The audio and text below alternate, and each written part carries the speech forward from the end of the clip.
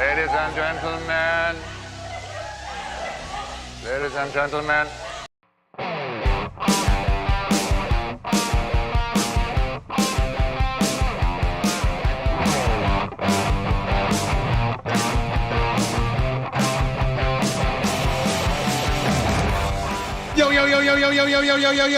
Yo, what's good, y'all? I'm Winston A. Marshall, aka the Swaggy Blurred, and welcome to the InnerGeekdom Show takeover of SEN Live. That's right, y'all. We are not messing around in this mug. We have coming in here with that hot Zack Snyder goodness. So if you do not want to be spoiled, because this will be a full spoiler discussion throughout the entire show, I would say go watch the Snyder Cut and come back. I will be sad to lose a grip of y'all because I get it. It came out on Thursday. Y'all got jobs. Y'all got kids. You can't necessarily just drop everything for 4 hours. It happens, but we'll be here. So please come through and hang with us. But before we do that, I got to introduce the crew because I had to bring in a special crew in order to talk about the Snyder Cut. First off, I got to introduce my engineer extraordinaire, Mr. Dwain Burke. What's good, man? Hello. I'm ready to be back. No. I hate you. I hate you so much. Yo, but for sure. I got the man, the DC News, movie news extraordinaire. He has been talking about the Snyder Cut left and right. He's been singing its praises, and I'm glad to have him here. Mr. KO himself, Mr. Mike Kalinowski. What's up, man? What's up, guys? Thanks. I feel like I hope I'm not burning people out on my DC talk all this week. I've been doing it ad nauseum, I would say, but it's pretty awesome. No, man, I appreciate you doing it just because it actually gets me more hyped about the product and everything else. And you've been singing its praises and pointing out stuff that made me love it even more.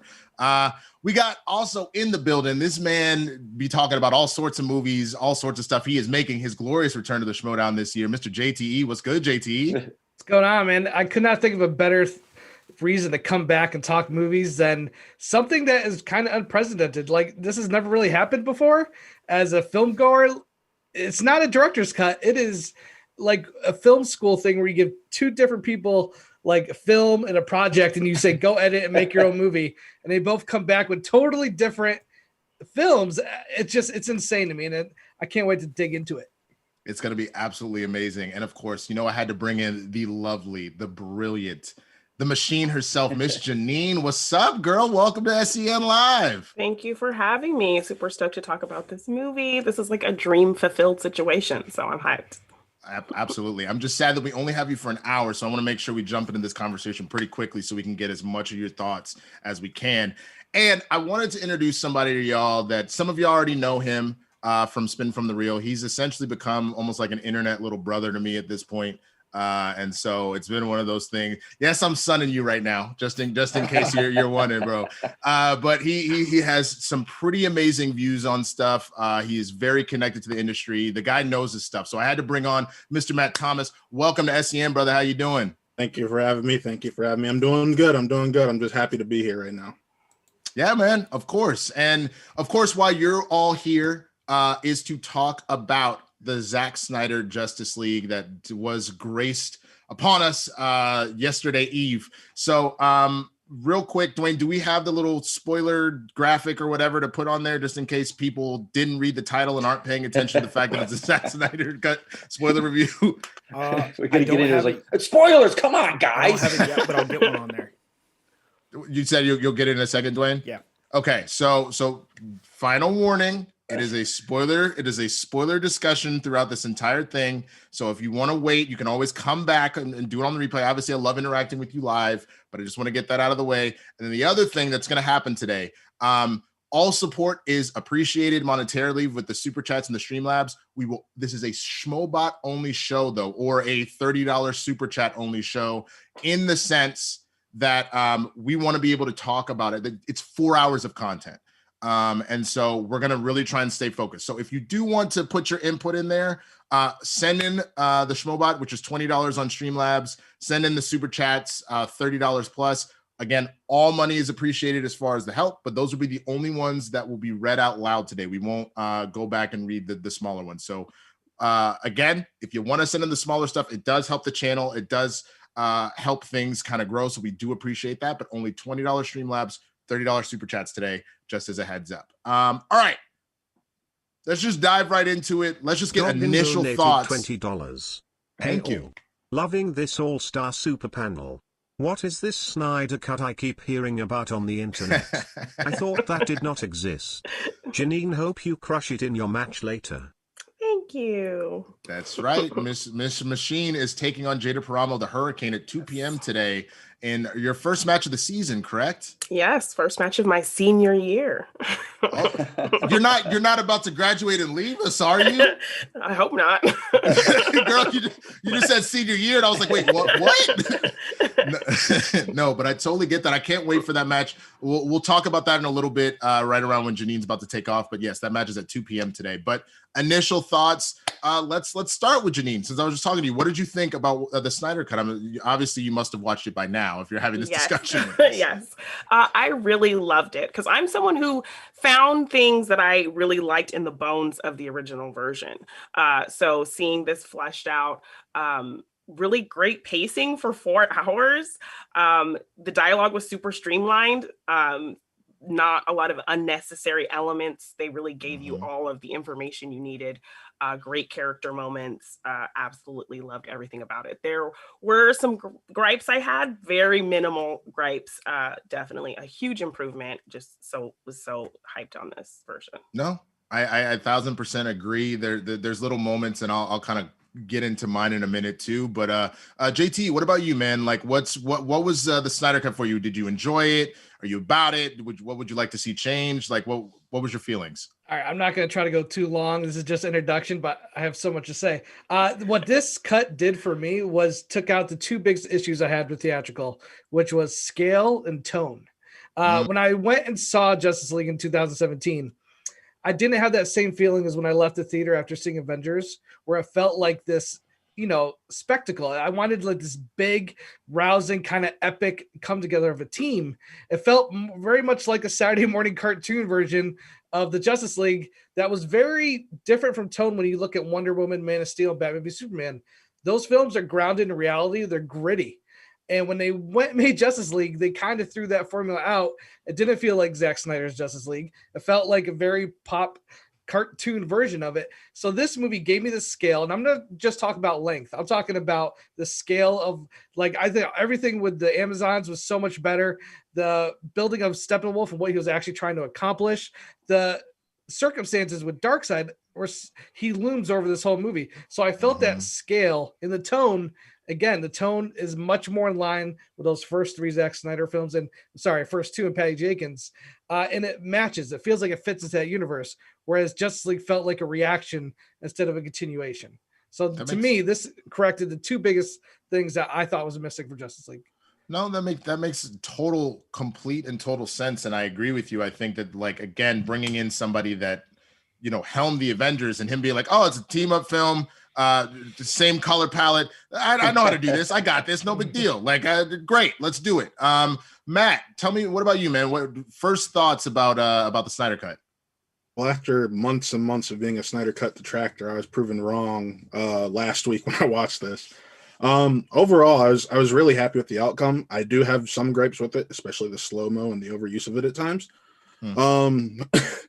But overall, getting Ray Fisher's Cyborg, the shine that he had in this film comparatively, and giving his father, Silas Stone, that Jonathan Kent moment from Man of Steel was just beautiful. So I completely agree. And to be honest with you, I feel like personally, and it's not just because we're talking about a Black superhero, I think it was an improvement on the Jonathan Kent moment, just because for me, I think the small disconnect with that is it didn't make sense because Superman still could have saved his dad and not outed himself. And that he's super freaking fast. Like, it could have worked. So that there was a little disconnect there, which is why I appreciate the iteration of Jonathan Kent, like, dying from cancer, and it's like Superman can't like, that's a different kind of connection of Superman can't genuinely save everything for everybody at all times. But that's a whole other conversation. Before I get to Mike, because Mike obviously has got that whole thing. Dwayne, what was your first thoughts on the film, man?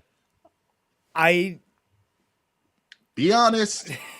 Curtis Lopez donated $20. Thank you very much. Thank you all for doing this. I really enjoyed the Snyder Cut. If you guys think about it, when Silas was explaining what all Cyborg can do, it's kinda scary.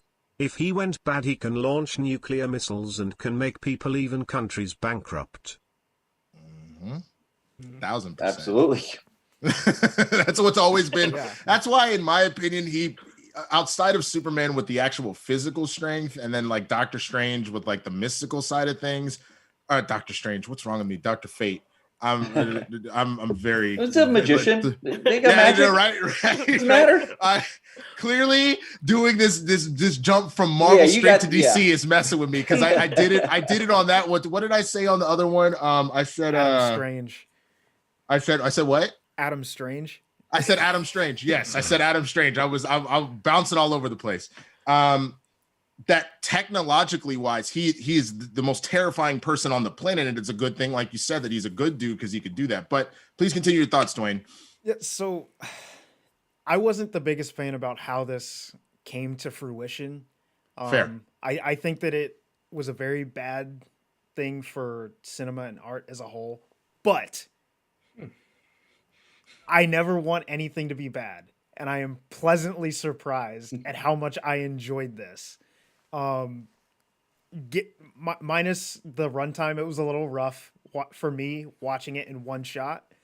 But everything I saw, I loved, and I wish that we could get this for Green Lantern, because that's my favorite superhero, and I wish that we would get a good movie for that.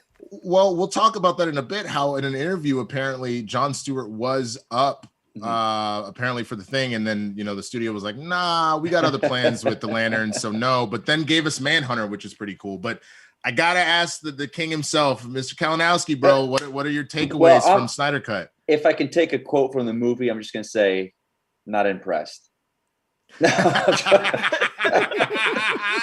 Dude, I reached out to Roxy. I saw it Monday night, and I reached out to her. I was like, I so want to tweet not impressed, hashtag Justice League, and just see what happens. 3 days, what happens. And then I thought, I was like, I can't, because the people that do my followers on Twitter, that's a bulk is from DC stuff. So I'm like, that's just disrespectful. So I didn't do it. And I'm going to say this because, like JT mentioned, and we talked a little bit about before the show, I came out of the first theatrical cut liking it. I saw a private screening on the lot at Warner Brothers. So I was caught up in this recency bias of just wanting to just like the film and wanting to enjoy it. So in the special treatment we'd gotten, and then I backtracked since, very foot and mouth saying, I was wrong. I see all the flaws now, and I saw all the different, in certain scenes you see Curtis Affleck looking Lopez completely donated different. $20. I Thank know you very I'll much. get hate for this, but Martian Manhunter is lame as fuck. In all interpretations, he's a wuss. In the JL cartoon, he always gets his rainbows whooped. In the 2010 JL script, he's a helpless vegetable, and here his coward rainbows shows up at the end. Yeah. What? Wow. Okay. Manhunter hates. Yes, He you went are gonna for him. catch the smoke. You are gonna catch the smoke. First of all, Martian Manhunter multiple times has gone toe to toe with Superman and whooped his ass. That's the first thing. Second of all, homie can shatter your mind with just a thought, son. You gonna put some respect on his name. Third of all, I can't do this. Somebody take over for a minute. Hold on. Let me Look what you did. Let me see if I can. Let me see if I can do Movie this for right. like 2 minutes. So like, where's the anger coming? Yeah. Hold on. Let me see if I It's not can like get he was this. brought into the movie full force. Boy. No, sir. Multiple times has Martian Manhunter been called the most powerful being in the universe. There is in no way, shape, or form is he a wuss. Clark himself has said, if John wanted to end me, he could. Like, he openly admits that if John decided it was time to go, like, that's why in Injustice, for those, like, I know a lot of people don't necessarily like that book. I like that take of that universe that's just so dark. That's great. And actually, I love that Snyder taps into this with the idea of the futurescape they have to deal with. If you take out Lois, what happens to Supes? That he just will flip out. Because for those that haven't read Injustice, Joker puts a nuclear bomb in Metropolis and has something connected to Lois's heart. He kidnaps Lois. he hits him with a mix of kryptonite and scarecrow gas. So he thinks he sees Doomsday. So the first thing he thinks to do is just fly Doomsday into the atmosphere or out into space and hopefully suffocate him. And what ends up happening is because of the fear toxin, he ends up flying Lois into space, killing Lois, killing his baby. And since that device was inside of her, the nuclear bomb goes off. So he loses Metropolis, his child, and Lois all at once. And he snaps. He's like, no more Boy Scout. You commit a crime, I'm putting you down. And that's kind of the futurescape that Snyder was looking to for this further story, which I appreciate, right? Mm-hmm. But in that, the first person he murks is John Jones, because he goes, I know he could stop me, so I'm taking him out. Like, put some respect on the Martian Manhunter's name, son. Oh, okay, I'm back. Mike, as you were saying, you like Justice League at first, but then now seeing this. And since I've owned up to, like, and just in the scenes, you see scenes with Affleck, like, he's a different person in the same scene. Like, you knew they reshot stuff. So Black Hawk donated $100. Wow, did I just thank you see so much. Batman and Joker have a roast session in the dream sequence? Them words be cutting deep to the soul. Even Joker got a little bit shook. That surprised me. Cleveland, Ohio in the building. Let's There go. you go, Ohio in the building. Thank you so much for that donation. I appreciate it. But it was dope to see. Because you weren't going to have them fight. It wouldn't make sense to just throw him into a Justice League movie. So I agree, to have them have a roast session and to have Batman drop an F-bomb, I wasn't ready for that. Yeah. But that was pretty cool. But I apologize for you being interrupted again, Mike. No. Go for it. Yeah, so I'll just say, like, this was what I wanted it to be. I'm a fan of Snyder. I love BVS. I'm a big fan of that film. I'm a big fan of Man of Steel. So this was the films, and we could talk a little bit later about maybe the 5 films that he had planned out and would have things been differently. But yeah, this was everything I wanted it to be, and very happy that all the characters are 180 from what we got. Like JT said, it's like a project. You give the same, like, people are upset, like, or the people, the detractors are like, it's just still a story about 3 magic boxes. It's like, yeah, it is. Lord of the Rings is a group of friends carrying a piece of jewelry across the country. Mad Max Fury Road is a giant U-turn. That's all that movie is. Infinity War, it's 6 stones, 6 magic stones. 6 magic stones. Like, so people use that. It's like, that's not the point. And there's a lot of some people saying it's a little bloated. And I don't feel that. Like, I don't think so. For me, one of the best scenes in the movie was Alfred and Bruce after he meets Aquaman and they get back on the plane. And he's just talking. He's like, yeah, I'm failing at this. I can't draft these people. Like, those little scenes, if in theatrical, that probably would have been cut, to get it down to 3.5, 3:15. But that's, to me, why Zack Snyder said, like, hey, let me make my movie. I'm putting it all out there for you guys. Here's everything I wanted. So yeah, I get that. And I think for me, I personally, if I had to give it a rating, I'd give it like a solid, like, 9 out of 10. I think what stops it for me is the runtime. And it doesn't feel like 4 hours watching it.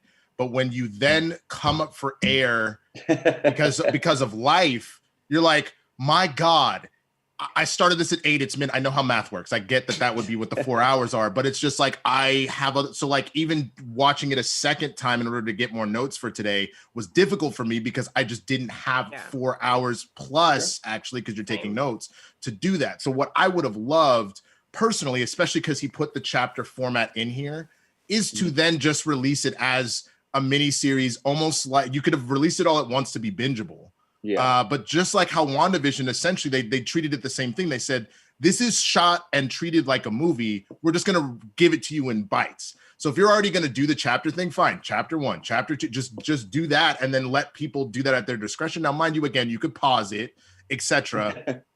But there is something to be said about even having to fast forward through the 4 hours to find the moment you want to find versus being like, chapter 1, I know was this, let me do that. Because I guess the other flip side of it that you could have done to save it down to 3:30.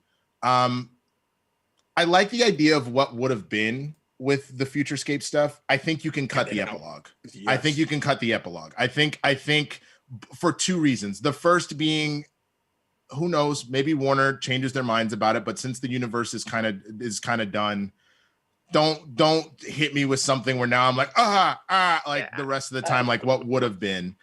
But then also, Yeah, go ahead, Mike. Go ahead. I think I get your point, and I do, and I had the same argument with someone last night. But I think for him, and again, this was back over a course of a year when they're making this. I think there's a different discussion that's happening at Warner Brothers right now, I think, than there was 6 months ago. And 6 months ago, he's like, "This is it. I'm done.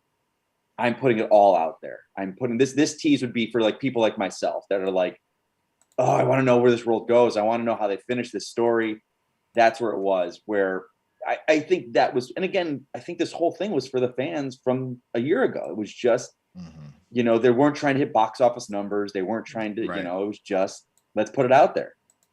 Yeah. But I do get the point. I do get the point where some people like, it just shouldn't have been there. Can I say one thing about the epilogue? Yeah. To me, I think, the nightmare sequence, we all were looking forward to that. The epilogue scene that really didn't, I'm not quite sure made sense for me, was the Lex Luthor and Deathstroke, because that literally is setting up the Batman film that Ben Affleck was supposed to make. We know that's not going to happen. I mean, like, if by some miracle we actually get a Justice League 2 from Zack Snyder, that would be insane. But I felt like the one with Lex Luthor, it really didn't tie into this movie at all. It was really just a setup for the Ben Affleck solo movie, which we're never going to get. So to me, that felt like you could have kind of took that out. You could have taken that out. I get you want to show off Joe, but like, you know what I'm saying? You didn't need that. But Matt, go ahead, man.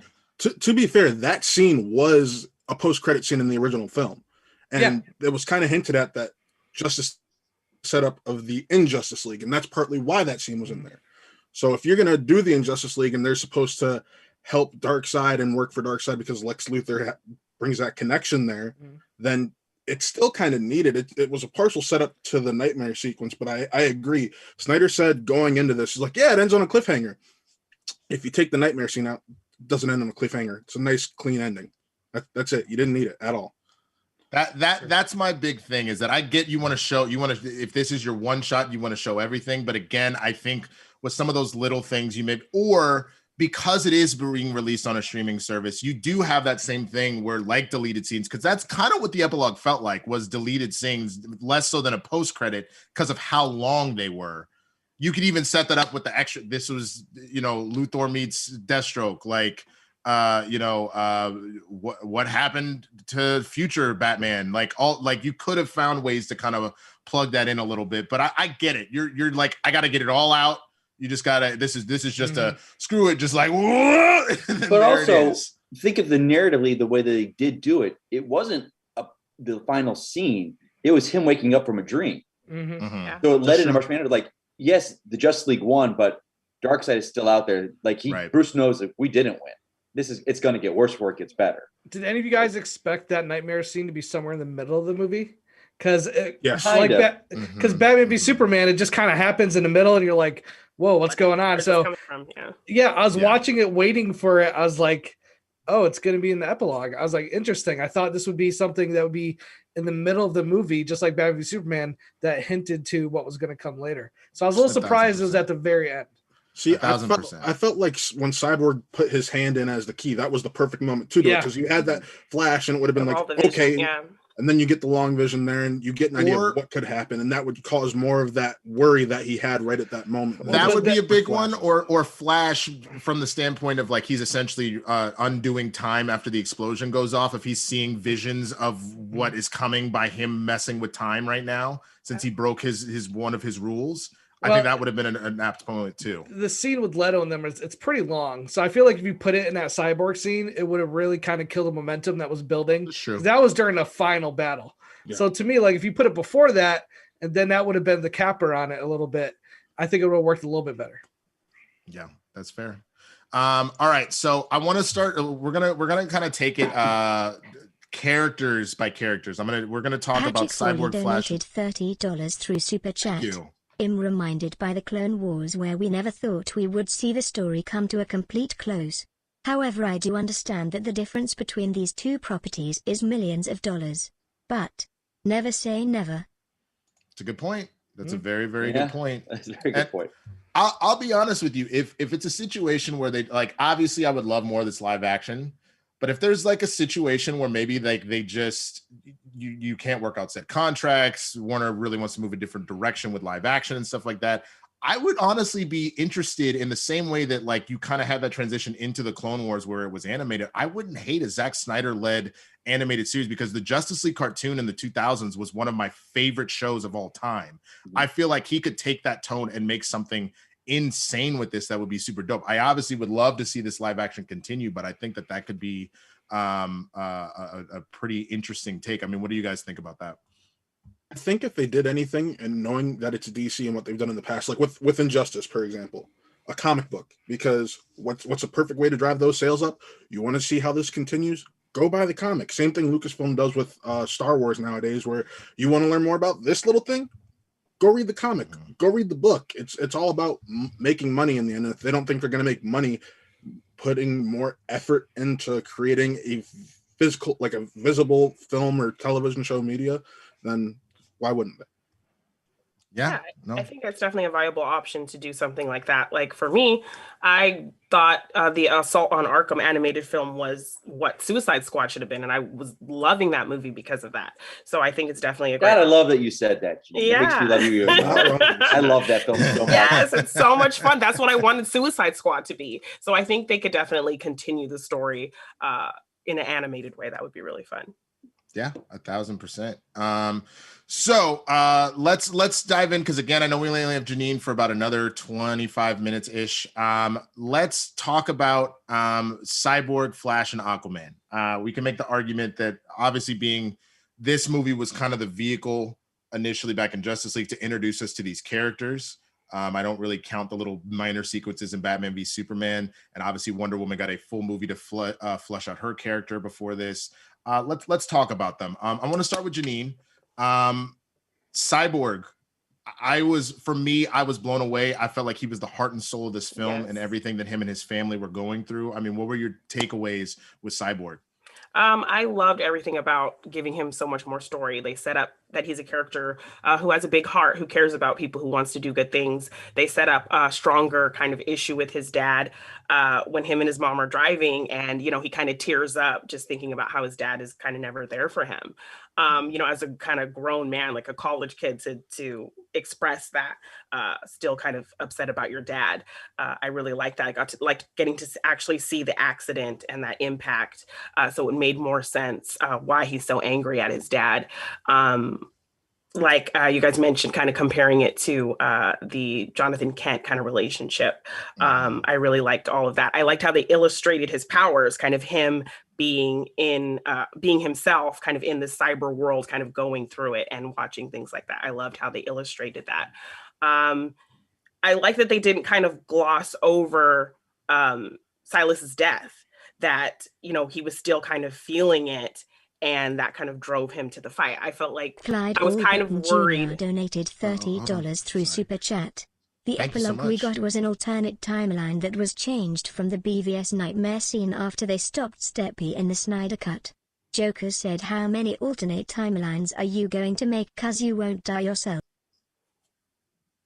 That's a good point. I didn't even really I thought maybe it was a different just point in that storyline, but that's a very solid point that could very easily just be a completely different timeline of the same nightmare escape, because Bruce just won't take the L. But Jeannine, please continue with your thought.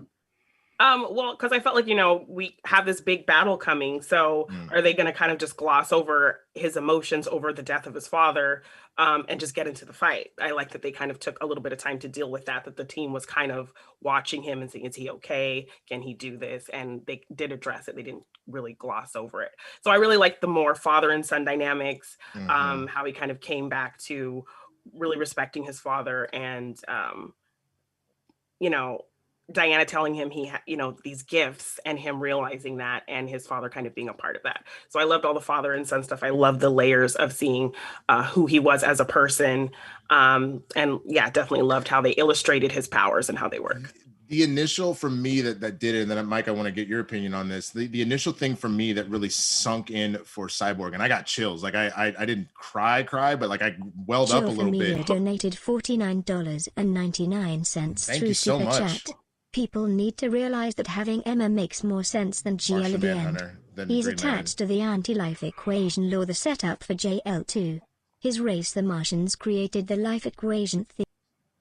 That's a good point. That's a very, very solid point. That's a very, very solid point. Well said. But with Cyborg, I love how very quickly, because obviously we're introduced to him already as Cyborg, and then they kind of do him thinking back on his life before the accident and everything. But to cut back to the scene with his mom in the dean's office being like, look, he out here trying to help this kid that lost the parents in their home. Like, what do you expect? Yes, what did you do to help her? Yeah. What did you do to help her? My son, yes, he's smart enough to hack, and he changed her grades because what did you do to make sure that this girl could succeed while dealing with tragedy? And so to set that up, and then once we start getting into the dive of his powers, and he goes and finds another young woman who is doing everything she can to survive for her and her kids, and just left after right, just can't make it happen, has no money, is barely making it. And he uses those powers. Like we said, you could launch nukes if you want. You could tank the economy because he takes the Wall Street bull. And I don't know what the bear reference is to money. But I think it's just a bull or a bear market. Got it. Okay. Stock market. Knocks him up, like cut it out, and then goes and finds that one woman that's got maybe $25 to her name and some change, and just throws her $100K, and then it even writes it off as, you won a contest for the bank for being a special customer. So he wasn't like, he just fixed that like nothing and changed her life. I got chills. It just, at that point, I was like, I get that you got to cut for time, but how do you cut out that particular element of Cyborg from the theatrical release? Just because, again, we know nothing about these characters. I would have been fine maybe cutting a little bit more of said action or whatever, so I have an opportunity to get to know these people, because I think that's the main difference you get maybe from Avengers to this. We had the setup movies to already get a base for those other characters. There were 3 characters here that we hadn't been introduced to, so you need moments like this in order to really get them. Mike, what did you think about Cyborg? Well, I had the pleasure of interviewing Ray back with DC Movie News years ago on the show, and he was such a gentleman. And now to know what they were going through, and him not even giving any hint of the changes or what had happened, how unhappy they were. But you just see, because Zack Snyder and him kind of had this bond, and you could tell with all the behind the scenes stuff. Like, he had no credits before this. He was a theater actor, and here he is. This was a star-making performance, and it was changed completely. It was like the heart of the league. And like it said, the scenes, like, the scene with the principal's office, if you want to cut down for time, that's a scene that goes, but you want it. You want those scenes, he was the heart. Like I love the fact of the mother boxes with him fighting them when he goes into the mother boxes, and they realize he makes it appear like his parents, to push it together, to bring them as a unity, and he's pulling his family apart because he knows it's wrong. Like, that was so strong to me. That was it gave me the same vibes with Captain Marvel about the supreme intelligence of the idea of that, like, messing with your mind. Like, it's a trope that happens in fantasy and superhero stuff of, like, I'm gonna pretend to be the thing you love more than anything. Like, you can have it, and it's right here. But the idea of, like, no. Even though the mother boxes could technically revive him, though they wouldn't. The idea that he, like you said, he had to sacrifice his family to do the right thing and to be that hero. And I think the line was, I think it's like, you're broken and alone. He's like, I'm not broken. I'm not alone. I'm not alone. Like, that was just that. Like, it hits strong. So strong. Mike, to that point, that particular quote, did you notice as well, when he sees the family together, every time we've seen him in his powers, he's been him as a human in his Letterman jacket, etc. Yeah. And it's the same thing. That's what he's seeing of himself and his parents. Right. But then when he makes the decision, no, I will save the world. Like, I'm not broken. I'm not alone. Then we cut back to him. He's Cyborg. He's not Victor. He's Cyborg. And it was the same thing, that realization of, this is who I am now. Oof. Yeah. I passed the pass on to someone else, because he's good in Justice League, the first with theatrical. He's a great in what he was given. So to know what, and I was talking to some friends of mine, some actor friends. It's like, just imagine you're filming this movie. You've got this great script. You're working with the director. You're killing it, having a great time. Someone else comes in, gives you their script, and you're like, this is not what we're doing. Like, this is 180 degrees character wise. Okay, I'm under contract and I'm an actor, so I'm going to do it, and we're going to work through this. And now you see the stories where, like, he went to Whedon, like, hey, I've got some notes or this, and he's like, yeah, I don't take notes from even Robert Downey Jr. So you're just like, you see it, and you try not to let that influence you when you're watching this. Yeah. But it's hard not to. 1,000%. JT, what do you think about Flash, man? Like how there was a big transition with Flash because we got to flush out a little bit more about him, including his story with his dad meeting Iris. What do you think about that, man? Yeah, first of all, they gave him the Richard Donner scene where he goes, instead of going around the planet, he's just gonna go around the base. I was like, I love the Richard Donner movie, but this one actually makes sense a little bit more. So I love giving the Flash the Superman Richard Donner moment at the end where he turns everything around. They basically all died. The explosion, and as he's like, I love the fact when he was reversing, like their bodies were coming back together after being disintegrated. I thought that was so cool visually. Yeah. One thing I noticed about this cut, and this is something I was really curious about, were we going to get some more with Henry Cavill and Batman? And I don't really think we got that much more with those two. I think what Zack Snyder really zoned in on was those 3 new characters. Wonder Woman definitely got a little bit more to do in this cut, especially in the first half. But like, yeah, Flash, Cyborg, Aquaman, he really fleshed them out, which I think was smart because they're not getting their own film before this. This is literally them coming to the Justice League. So I was a little surprised that Batman and Superman didn't have a little bit more, but I do like the way he approached them compared to the Joss Whedon cut. First of all, Batman, after the Batmobile stuff, he basically disappears in the 2017 cut. This one he's awesome. He's out there. He's on the freaking space guns. He's got these like new technology to block him. He's like, I was like, yes, this is what was missing. Yeah, the gauntlet was so smart. Was such a smart addition to like get him in that action. Yeah. So what you're saying, like, I love the fact that like, yeah, all the powerful people, they've got to take on Steppenwolf. He's just going to handle the foot soldiers outside, which is like, that's true. He would step down and go, okay, you guys do this. I'll take care of this outside. Yeah. I'll take on all 100 of the parademons out here. Like, I got it covered. Y'all just make sure that dude, that if he punches me once, I would die. That like, you got him covered. All right. And there's that cool Age of Ultron slow-mo freeze frame where they're all like together. That reminded me of it. Yeah, and I loved it. But I will say Flash, I loved his intro scene. It was very funny. When he grabs the hot dog, I was like, what's he gonna do with the hot dog? That killed me, bro. Killed me. I went to his metabolism. I was like, oh, he needs a snack. Okay, that makes sense. But like, that was genius. And then bring a meat snack. I always carry a meat stick. Where my thought went, I thought he was gonna take the hot dog, and I don't know why I thought this go to Iris's face and just go up her nose like in slow motion. And I don't know if it's because I was used to the 2017 version of what the character, like, is he just gonna mess around with her like in her face? And like, I literally thought he was just gonna then while he's finished the rest of the scene saving people, just be like munching on the hot dog. Like, like that was but Matt, tell us what you're thinking, man. Like Aquaman, like there was a big change here where an intro scene that was really truncated in the 2017 version. We got to see a little bit more of how Arthur is thinking, his relationship with that town. We even get to see him do a classic, what we used to tease Aquaman for. Oh no, my boat's sinking. Oh, a dude just swam and saved me, but like in a badass way. Like, what did you think about Aquaman, brother? Well, I actually loved the one scene in particular you're talking about, the added Volko scene. I felt that really set up Aquaman as a film itself. Especially someone who that is my favorite DC EU movie. I know that's kind of a hot take to some, but it's a good movie. It's a good movie. No, it's a good movie. I love Aquaman. Yeah. I love that movie. But no, I felt like it was weird seeing Willem Dafoe with the long kind of wet hair. I dug that look, man. I don't know if I did. I know how old he is, and I was like, why y'all doing this to this man? Can you not, like, don't make it worse? If you're underwater, why not have long hair? If you got long hair underwater, you wanted that long hair. You want it to be flowing and exactly. They gave him a bun in Aquaman. They gave him that bun in Aquaman. Hey, they did. It would just go. It would just fall on me if I was just underwater all the time, bro. So I get it. I did like the hints and the tones, especially when he's looking at his ancestors, just statues, staring at the trident, which I have there behind me.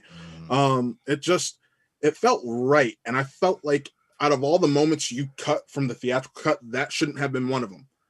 Now, granted, there was a brilliant cut line about Mira's parents being dead and Atlanta taking her in.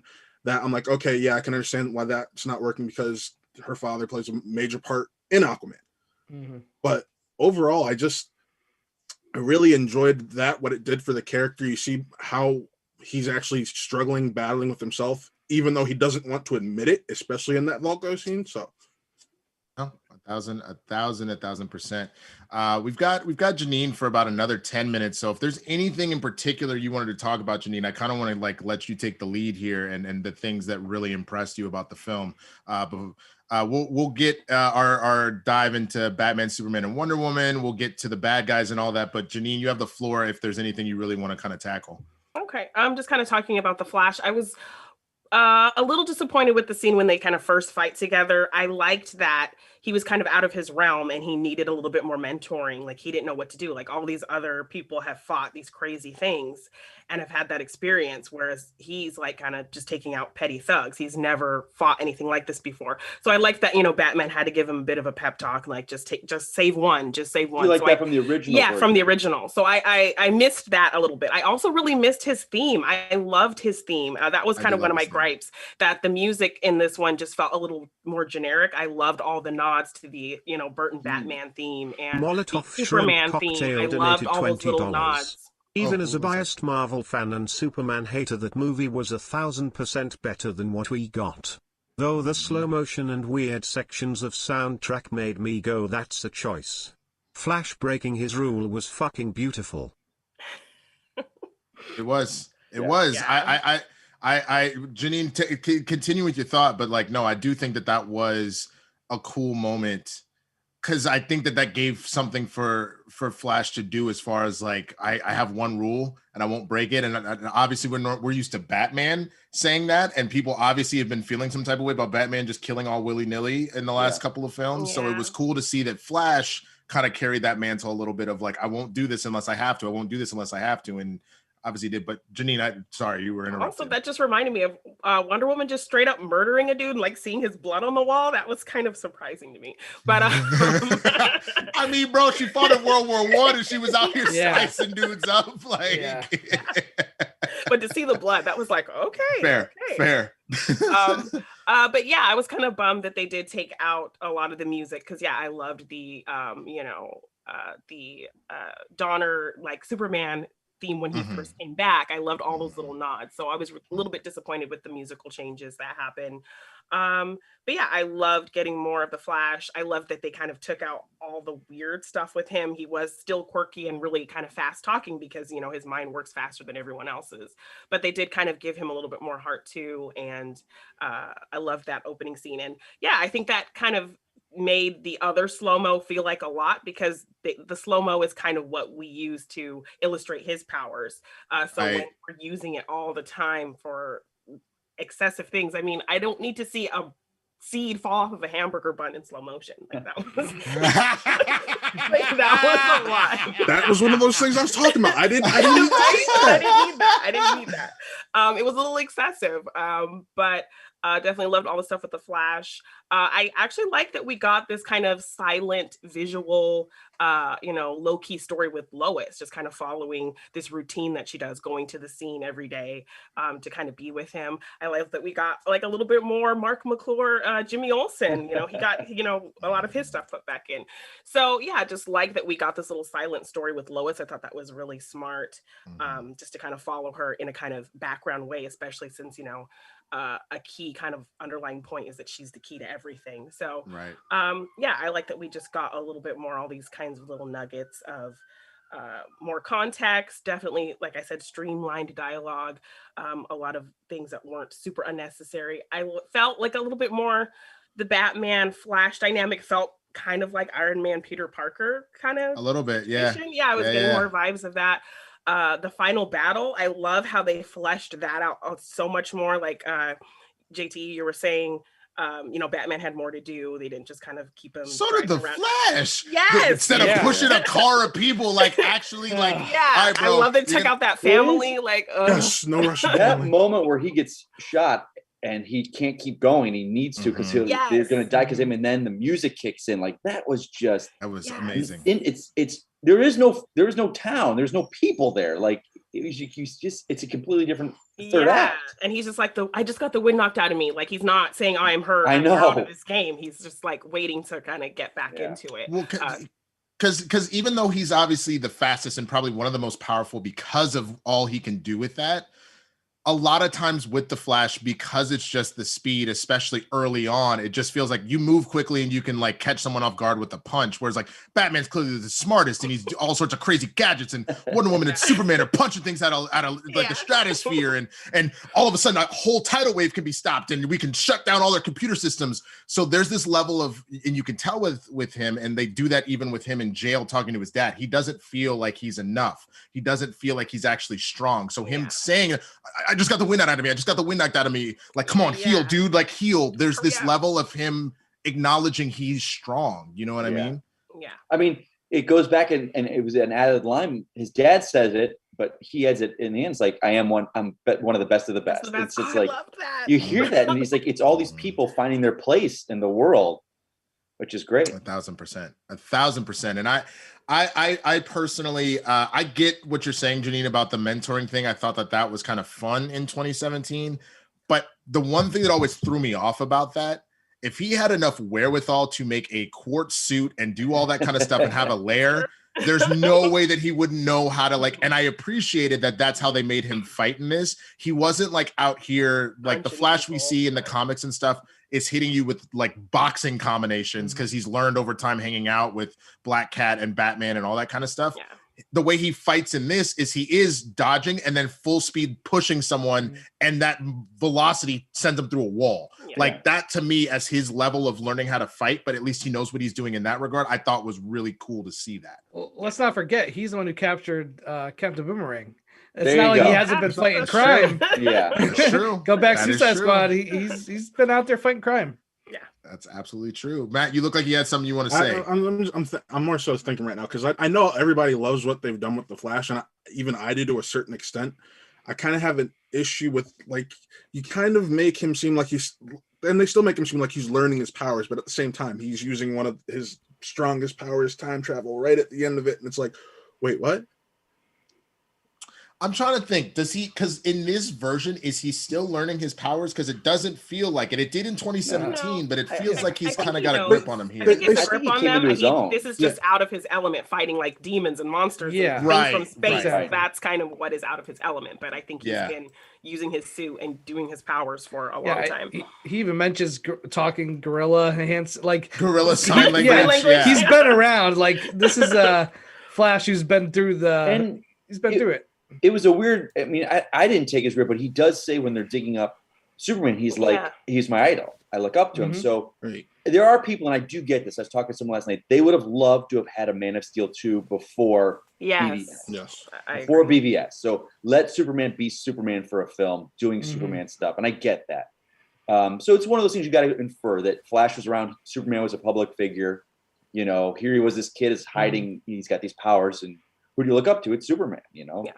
And I think he does kind of talk about how he's worked with his powers enough that when they are resurrecting Superman, he knows that, you know, if he does go too fast and things like that, he knows he can make weird things happen with time. So he knows it's a possibility. He knows it's something he's capable of. Yes. Thanks for saying that because they did such a good job of the smoke building the house. Like that analogy of how the boxes work was brilliant. Yeah, I think that whole scene was a lot better as opposed to them just kind of bickering on whether they should. And, you know, Bruce kind of being really confrontational with Diana. Like, Which I don't think works. I agree with you. Yeah, this was a much more natural transition. Go ahead.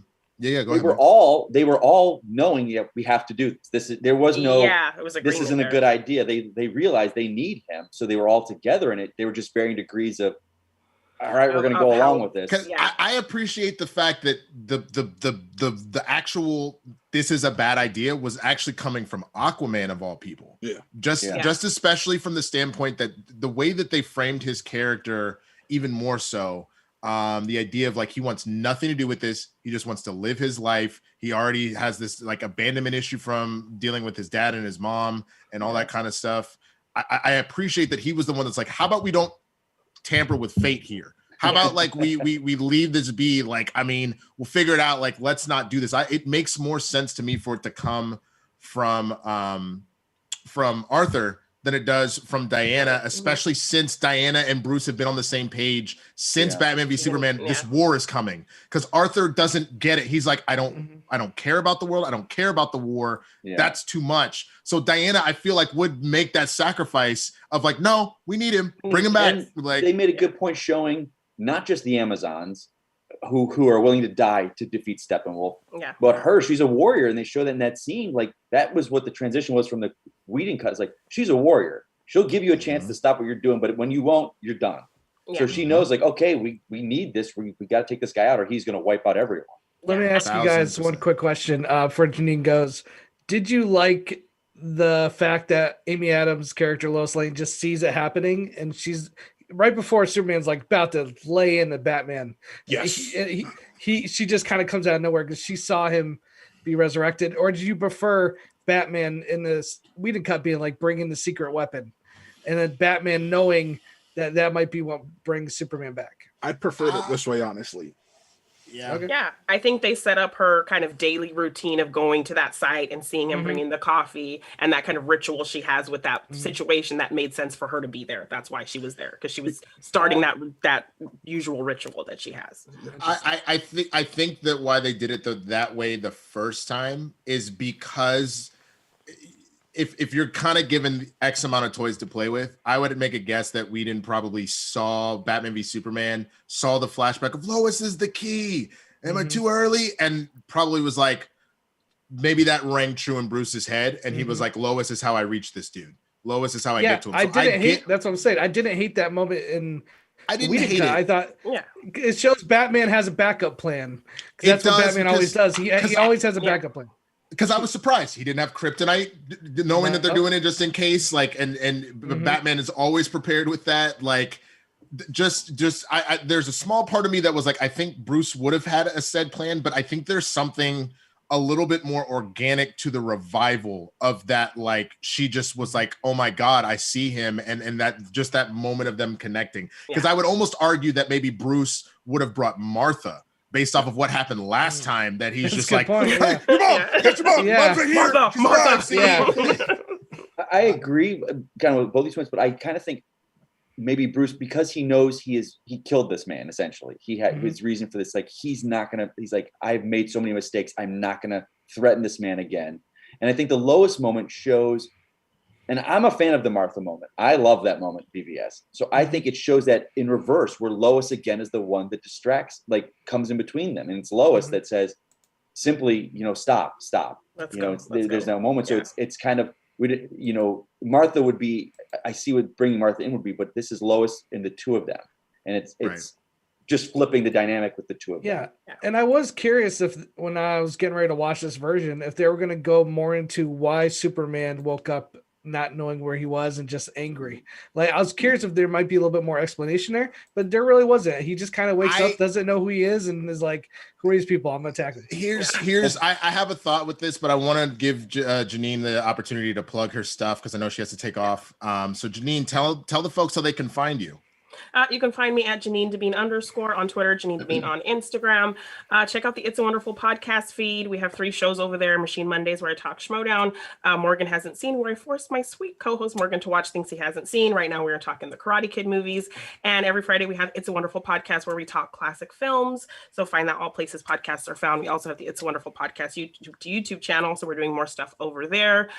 Check out my match today on the SCHMOEDOWN against Jader Paramo at 2 p.m. Yes. And I'll leave you with what was that terrible accent that Amber Heard was doing? Oh my God. Yes. It was so bad. Shots fired. Whoa. You're like, I'm out. All right, Jeannine, thank you so much for joining us. You have a good rest of your day. Bye. So the one thing that I noticed real quick, and then before we continue the discussion, we got to do a quick ad read.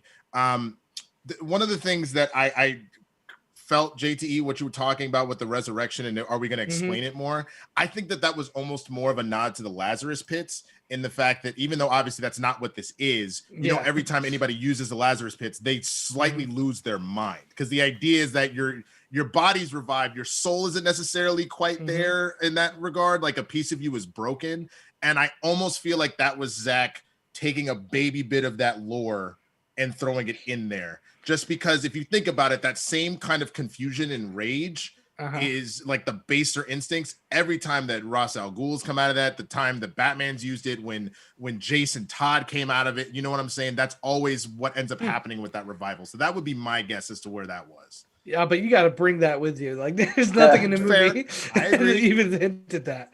I see what you're saying. If Bruce had even said something along the lines of like, this reminds me, like, it would have been heavy-handed. But if he's like, this reminds me of the Lazarus Pits and Nanda Parbat, like if he had said something like that to connect it, I could see that. I agree with you, but that's where my mind went. Yeah, he didn't even have to say Lazarus Pit. He's like, people don't always come back. He could have just said something a little along those lines. Because what were they thinking? Like, I don't think they were expecting Superman to be resurrected and be like, where am I? What's happening? I'm going to fight these people. Like, it seemed like that wasn't really a discussion.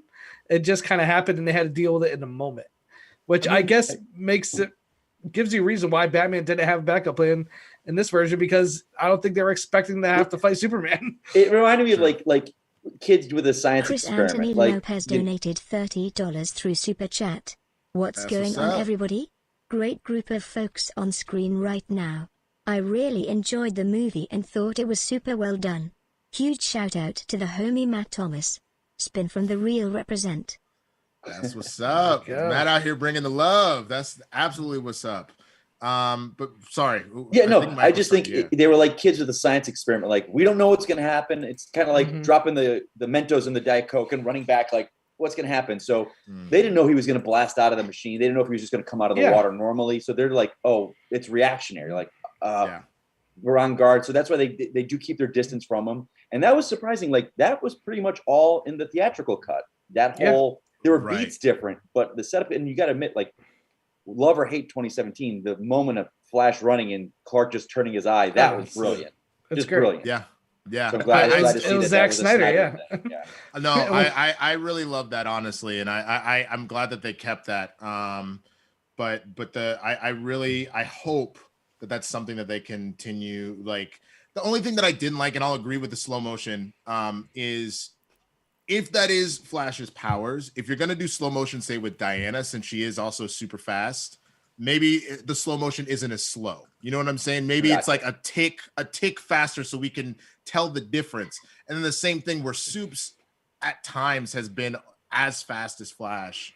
But I think even the idea of maybe the Flash is just like a hair faster if he's tapping into a little bit more of the Speed Force. Like, I think that would have been a nice way to differentiate, since it is Snyder's signature to use slow-mo in his action sequences. Just differentiate for me so I can see how scaled these people are. Yeah. That's just my take. But before we move on to the next part, we're going to talk about Wonder Woman, Batman, Superman, all the baddies, all that good stuff. I got to tell you about Stereo.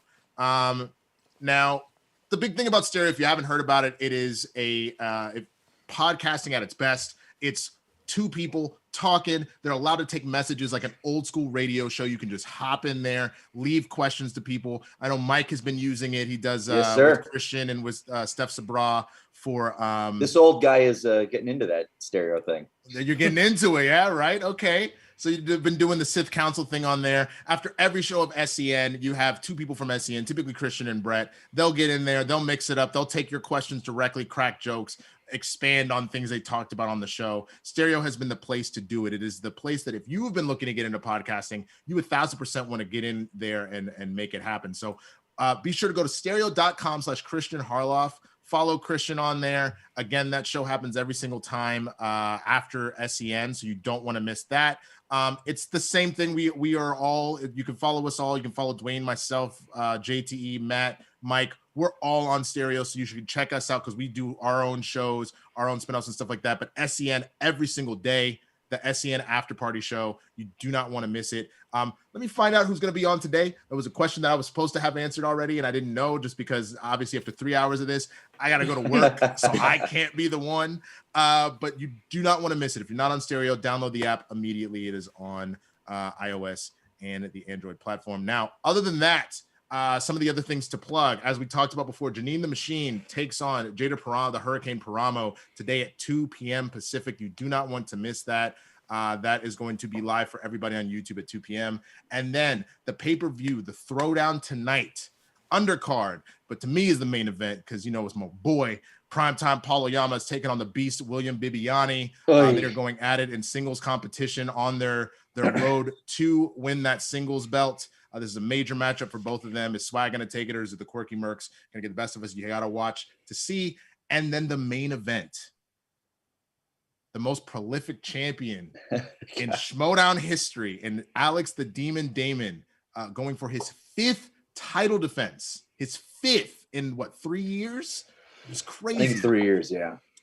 Against the Hunter, Andrew Demolanta. It is the Quirky Mercs versus the Stars. It is going to be absolutely ridiculous. You do not want to miss it. That is a pay-per-view for the SCHMOEDOWN. It's $10 for the $10 patrons. You get that pay-per-view, and I believe it's also $10 just to have the pay-per-view by itself. You go to schmoedownlive.com to do that. So you do not want to miss this. This match is going to be absolutely ridiculous. Both matches will. So definitely go in, check it out, hang with us. It'll be good times. And now back to the show. All right. So let's talk Superman. Let's talk Batman. Let's talk Wonder Woman.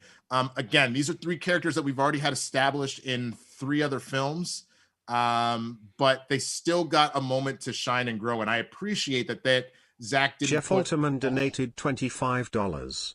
Hey, Thank you so much. I liked this version much more than the 2 hours cut, but I did miss Batman's lesson telling the Flash to save one person. That was a great hero moment. Shout out to Matt from Spin from the Reel. Bro, they're all here for you. They don't care about the rest of us. They're all here for you, Matt. They're after show buddies. So hey, what can you do? That's what's up, man. That's what's up. I do miss that element, but I think one of the things that was so cool was to see like Alfred, Batman, Lois, Martha, Superman, Wonder Woman. They're getting more character development. They're getting a moment to shine and to grow, but you're not trying to treat it like you're trying to reintroduce these characters. You're getting these moments where Bruce is like figuring out what it means to be a leader, where Superman is trying to refine his humanity because obviously the resurrection has messed with his mind.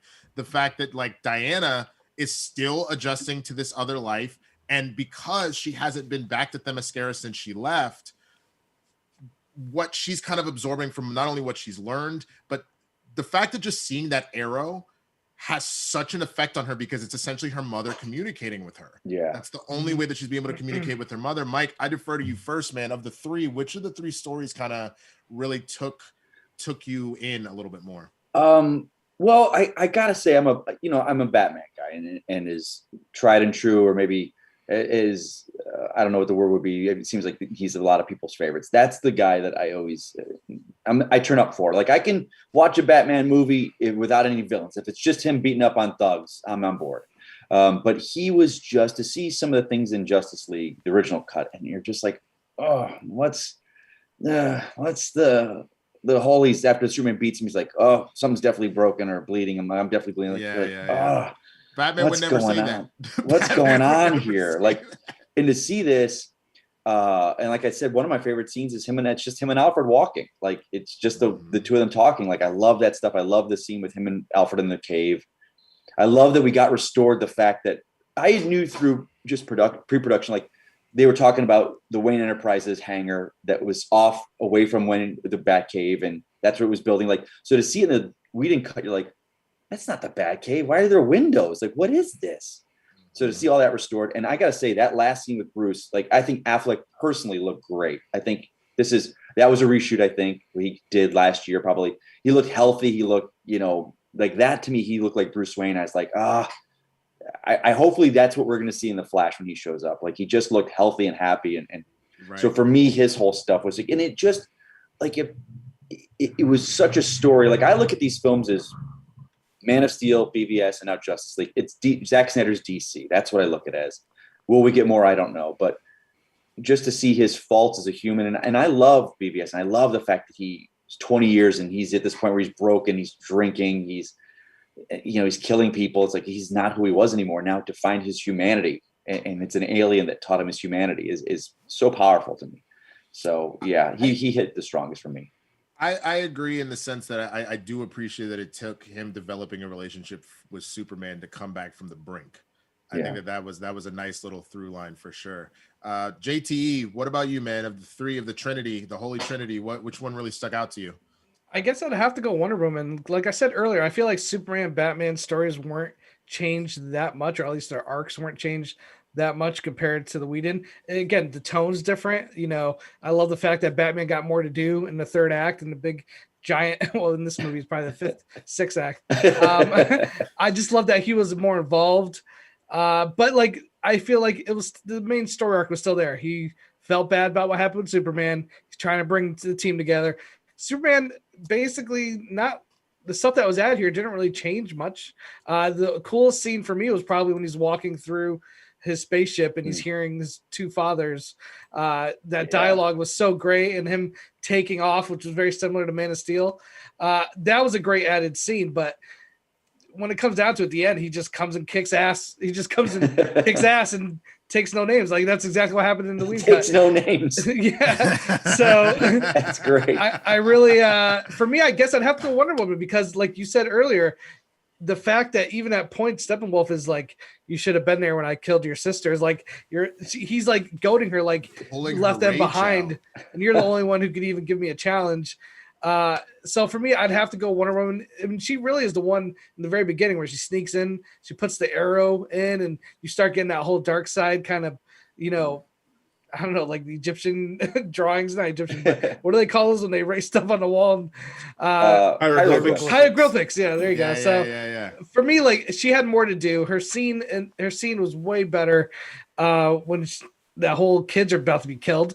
And people are, you know, why is she killing these people? This guy's unloading him AK something at a bunch of kids. Yeah. This guy deserves to die. Reason. For no reason. He's like just for the hell of it, because they want to see the world burn. They just want to reset it. And he literally had to reload. He's like, all right, I guess I'll get the machine gun. And it's like, it's like, all right, great. That was a badass scene. Which I know you're cutting stuff for time, like when you're doing the theatrical for 2017. I have no idea why you cut that moment with the little girl asking, can I be like you one day? And you can be like, you're losing 30 seconds for something that is like, for something that is so powerful and speaks to who Wonder Woman is. She obviously inspires women. Like obviously there's no denying what she does for women and little girls. The thing that I love, and every time we've seen her iteration, is that how she just inspires the world. Where they're like, one of my favorite iterations was in, I believe it was Justice League War, the animated one, where a dude is clowning. He's at a protest like, Wonder Woman's the devil. She walks around in skimpy outfits. How dare you? She puts the lasso on him, and he's like, I like to dress like you because it makes me feel powerful. Yeah. like, you know what I'm saying? Like the fact, like, to not just have that moment, not only for that young actress, because that's a moment for her. Like I was in Justice League and I got to talk to Wonder Woman, but what that just me and what Diana is. She's not just I'll chop off a bad dude's head that's trying to hurt the innocent, but that also she's standing there strong, intelligent, beautiful, and little girls are like, can I be like you one day? You're like, girl, you can be whatever you want to be. Like that is so how do you lose that? I don't even remember how the Whedon cut ended. Is she just throw the bomb in the air and all of a sudden that's it? She throws the bomb in the air, the kids all get up, and the cut's like right there. Cuts right there, huh? Interesting. No, she slides with the bullets blocking, and then she clinks her bracelets and it cuts. Oh, that's where it cut? Yeah, okay. It cuts without his hat dropping down, which is like brilliant. I do appreciate the fact that when she does it, though, like at first I was like, isn't that overkill? You're fast enough to get to him, Diana. But I appreciate they let us know the scale. She does that. That's as powerful as that bomb just directed outward, you know? Yeah, and they show it. They show the building just. Yeah. Like, all right. But Matt, what about you, man? Of the three, who really stuck out to you? I'm actually on the same page with Mike, and that is Batman. To see his humanity, especially considering like a lot of people's biggest complaints in Batman vs. Superman was that he was killing people. He's trying to reatone for his past sins. He's all this, even though it is essentially the same story we got in the theatrical cut. He's only trying to undo the wrong that he did, which is honestly what a lot of us try to do in life when we make mistakes. So having Bruce own up to those mistakes and just try to do what's best for the world is what's honestly the most important thing and most powerful thing for me when it comes to the story. Do you feel It's like that interesting was you say that. present in the Whedon cut? I feel like that story was. And I said it was, but there was more. You get more depth from it in this version of it. Interesting. Okay.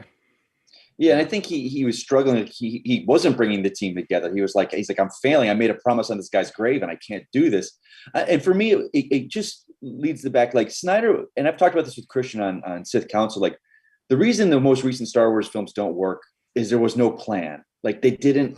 You didn't need to plot everything out, but you needed a plan. And Snyder, for love him or hate him, he had a plan, and he always said, he's like, stick with me, man. Stick with me, BVS. It's like people like, this isn't Superman, this isn't Batman, and he always had a plan of where it was going to end up. And I mean, to see that Bruce, his humanity is learned from an alien, that not only enriches him but enriches Superman of this man. Like, it speaks volumes. So there always was a plan. We just had to get there, and we're there now, for better or for worse. No, 1,000%. And I'll speak to Superman real quick, because I would say for me was also Batman was the most compelling. But I'll speak to it in the fact that like this idea of him then refinding his humanity after Lois calmed him down, so that him being on the farm and having the conversation with like that group hug with him, Lois and his mom was beautiful. But then him going back to the ship and hearing the voices of both of his fathers guiding him, and how they helped him become the man that he is, and how he if I remember, because I at that point I was cooking dinner, so I was like sticking my head out and like trying to pay attention. he sees his red and blue suit, and he turns away, but then he turns to the black one. And for those that want to know from the lore standpoint, the black suit is supposed to be one that actually allows for him to absorb more solar energy. Right. So the idea is that he wasn't fully healthy yet, and that's where that was coming. While they don't allude to that in this in particular, which kind of sucks.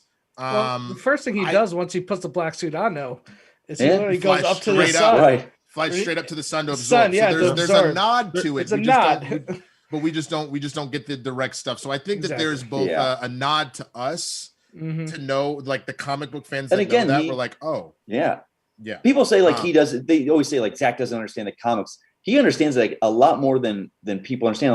Like it would have been another, like we talk about him coming out of the regeneration chamber. Like, do we need to explain what's going to happen? This was him like, okay, the fans will get it. He's in the black suit. He's regenerating.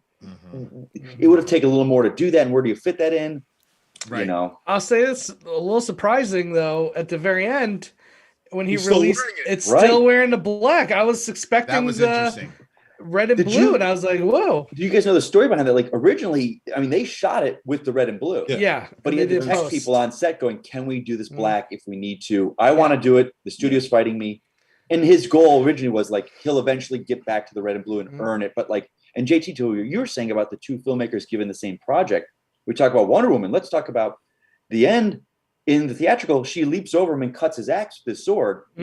That head's coming off from her. Like the fact that it's her that does that. And I love that it lands at Darkseid's feet and he just steps on it like boom. Breaks the other horn. I think we got to talk about Darkseid because he is such a presence over this whole film. Well, that was the next part we were going to get to. We were going to talk about so much all stake. There was a lot of auxiliary characters that came in that shined. The first one I would like to talk about before we even get to Darkseid is Steppenwolf. Yes. The fact that he literally went from a joke of a character that's literally just there as a plot device to actually having a desire and a want, a goal. So he's trying to redeem himself in front of his master. Understand his story. I don't want to say you feel bad for him, but you do see it. You're like, oh, you see his motivation. Right. And he's more badass. The moment where he had all the arrows in him, he just flexes them out. I was like, damn, all right. Well, even to the point where you made him both stronger and a little bit weaker in this, because I feel like in the 2017 it was like nobody's even doing damage. Like Wonder Woman's punching him, Aquaman's punching him, like all sorts of stuff. He's like, But like in this one, they're all getting the better of Steppenwolf here and there. They just can't take him down. Right? Oh man, when he was underwater and he's cutting dudes and the water's just filled with blood. Just blood. Like, that was damn. Crazy. I was like, just those little things, which probably gave it the R rating. It just makes him more menacing and more. Makes it feel more dangerous, really, because he's taking dudes out. He's not just punching you across the room. He's like cutting dudes in half. And it added like one, they add the fact of why they go to Russia because it's toxic and they need that environment. And the mother boxes, I think, created a ticking clock with him having to get all three of them. And like the one was starting to terraform the earth, the other was going to do the atmosphere. Like it kept this through line of the 4 hours, like, oh, he's getting more. And when they would check back in with Desaad, which I love that way they communicated, he looked just creepy and eerie. Yeah. And he's kind of mocking him at first. He's like, you're not coming back. Darkseid doesn't want anything to do with you. When he gets to him, he's like, oh, okay, well, all right, maybe you're doing something there. And Darkseid's like, all right. That's some simply crap where he goes, I knew he failed. I told your ass. You don't never you say take out the trash, and his ass is like, I'm gonna do it. And then all of a sudden the trash man gone. Okay, now the cans didn't get emptied. And now his ass gonna have to sit. See, I told your ass, Mom. I told you he ain't shit. He ain't never gonna be shit. It's bullshit. Just like the Dallas Cowboys. It's so true. Hey, you shut your mouth. You shut your goddamn mouth. How many rings the Browns have, huh? How many rings the Browns have? You shut your mouth. But also to there's a few people that are already in the chat that are calling out JTE because he's calling it Dark Seed. Did I say Dark Seed? He said Dark Side now. But it is spelled like Dark Seed. It is. That's true. But it's JTE. It is Dark Side. Poke fun. I did say Dark Side earlier though. So that's true. That is true. I will go back and forth. So Super Guy was great. I like Wonder Girl. I mean, they're all great. Yo, oh my God, and Raccoon Man, he was the best, bro. He was just out here, like just. But I for me, I think seeing again, I love seeing Darkseid. I love like that. And some people were asking, like they were saying they don't like Darkseid as much because they're like, oh, Thanos had a motivation and Darkseid didn't. Well, again, they made a tweak. It was a buildup. Right, it's a buildup. There's two things to play here, and I'm sure that if we got more of this, we would get more of Darkseid's backstory so we can understand where his mind's at. But they did that tweak in Marvel because the initial thing with Thanos didn't give a damn about balance for the universe. No. Thanos was bloodthirsty and he was obsessed with Lady Death. And he was like, I will prove to you that my love by murdering half the universe. How about that? And they were like, that doesn't fly. So what we'll do instead is he saw his world go out because there were too many people. And so balance is the only way. So he's going to wipe out half the population, right? A great character development to do that, but whatever. For Darkseid in particular, his obsession with the anti-life equation, because he also is of the mindset that the only way the universe works, other than me ruling it, is through order. He is obsessed with the anti-life equation because the only way that the universe would work is through order. Is you use chaos to bring order, and that's how that works. So to go, it's not just the mother boxes, and I'm like bitter because the Earth beat me one time. Which can we talk about Zaddy Zeus for a minute? Yeah. By the way. Oh my God. I actually went and watched that scene from the original Justice League, and it's literally the exact same animation, and everything's just cut but in a different order. Right. And it's extended. I loved seeing the extended version of this because the stakes seem higher. It seemed, especially when you include Darkseid instead of it being Steppenwolf, and you see that they actually nearly kill the man. Yeah. 1,000%.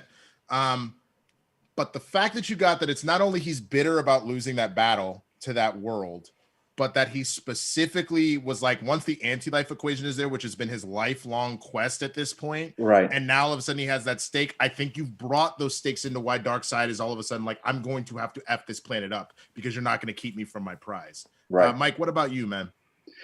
Yeah, like Darkseid and I love the fact that it's interesting because like first with Steppenwolf, like you see the design of him, and I don't know how far along in post-production they were before Snyder was released and then reshot. Like, how do you go from those two different designs? Like, and the way he was in this film, that was what the artists were showing back in 2016. They were teasing that, like, and even in the BVS cut with Lex Luthor in the mother box, you saw that's the design. Yeah. And I don't know if it's Whedon going up, I'm doing my own thing, or this is going to be cheaper and faster, but you change the look of the Apocalyptians. Like, they don't even look like that anymore. So that's massive, like Darkseid. And it was just enough of a tease. You know, we knew he was not the main baddie in this film, but we got behind him. We knew what he was doing. We knew, like, that shot of them with the heroes, and he's looking through the boom tube at them, and they're basically like, nope, don't come here. You're not welcome. And he's just like, well, they got what I want, so I'm coming. Yeah, so 1,000%, 1,000%. I thought that was such a nice little nod to it, and I think that's the only thing that I really wish is that we got a little bit more of him, whether that is a little more conversations or had we gotten future movies, just because of what he is. But I think that this was the like a very good amount of it, knowing what we got here. You know what I'm saying? I think that was a good use of him for sure. But it wasn't just the bad guys. We did get a shot of Granny Goodness. She didn't get to do anything, which bums me out because she's fun in and of herself. I got so hyped when I saw her in the trailer too. Yeah, I think I mean they were like, and again, Snyder. I don't know if you guys saw. There's an exhibit in Dallas, Texas, by AT&T that's Snyder's Justice League 2 and 3 work. Jim Lee did storyboards or designs of the outlines, and where 2 and 3 goes, and the new gods come in. And the third film is the new gods versus humans, Atlanteans, Amazons, Green Lanterns. It's uniting everyone against him, and you see where so Granny Goodness would have rematch, come, right? Was it like a massive like this is like what we saw at the beginning of this one where they all fought? Yes, it would have been like part 2. It would have been like it would have been their end game. It would have been their end game. It would have been their end game, exactly. I look at it like Lord of the Rings, and Snyder always said like this is Lord of the Rings, and you do feel that. Like I get the Lord of the Rings feel, and Winston, like to say what you were saying earlier, being in IG, like I have to watch those Lord of the Rings films ad nauseum, and the theatrical cuts add an hour, so it adds 3 hours to watching the trilogy.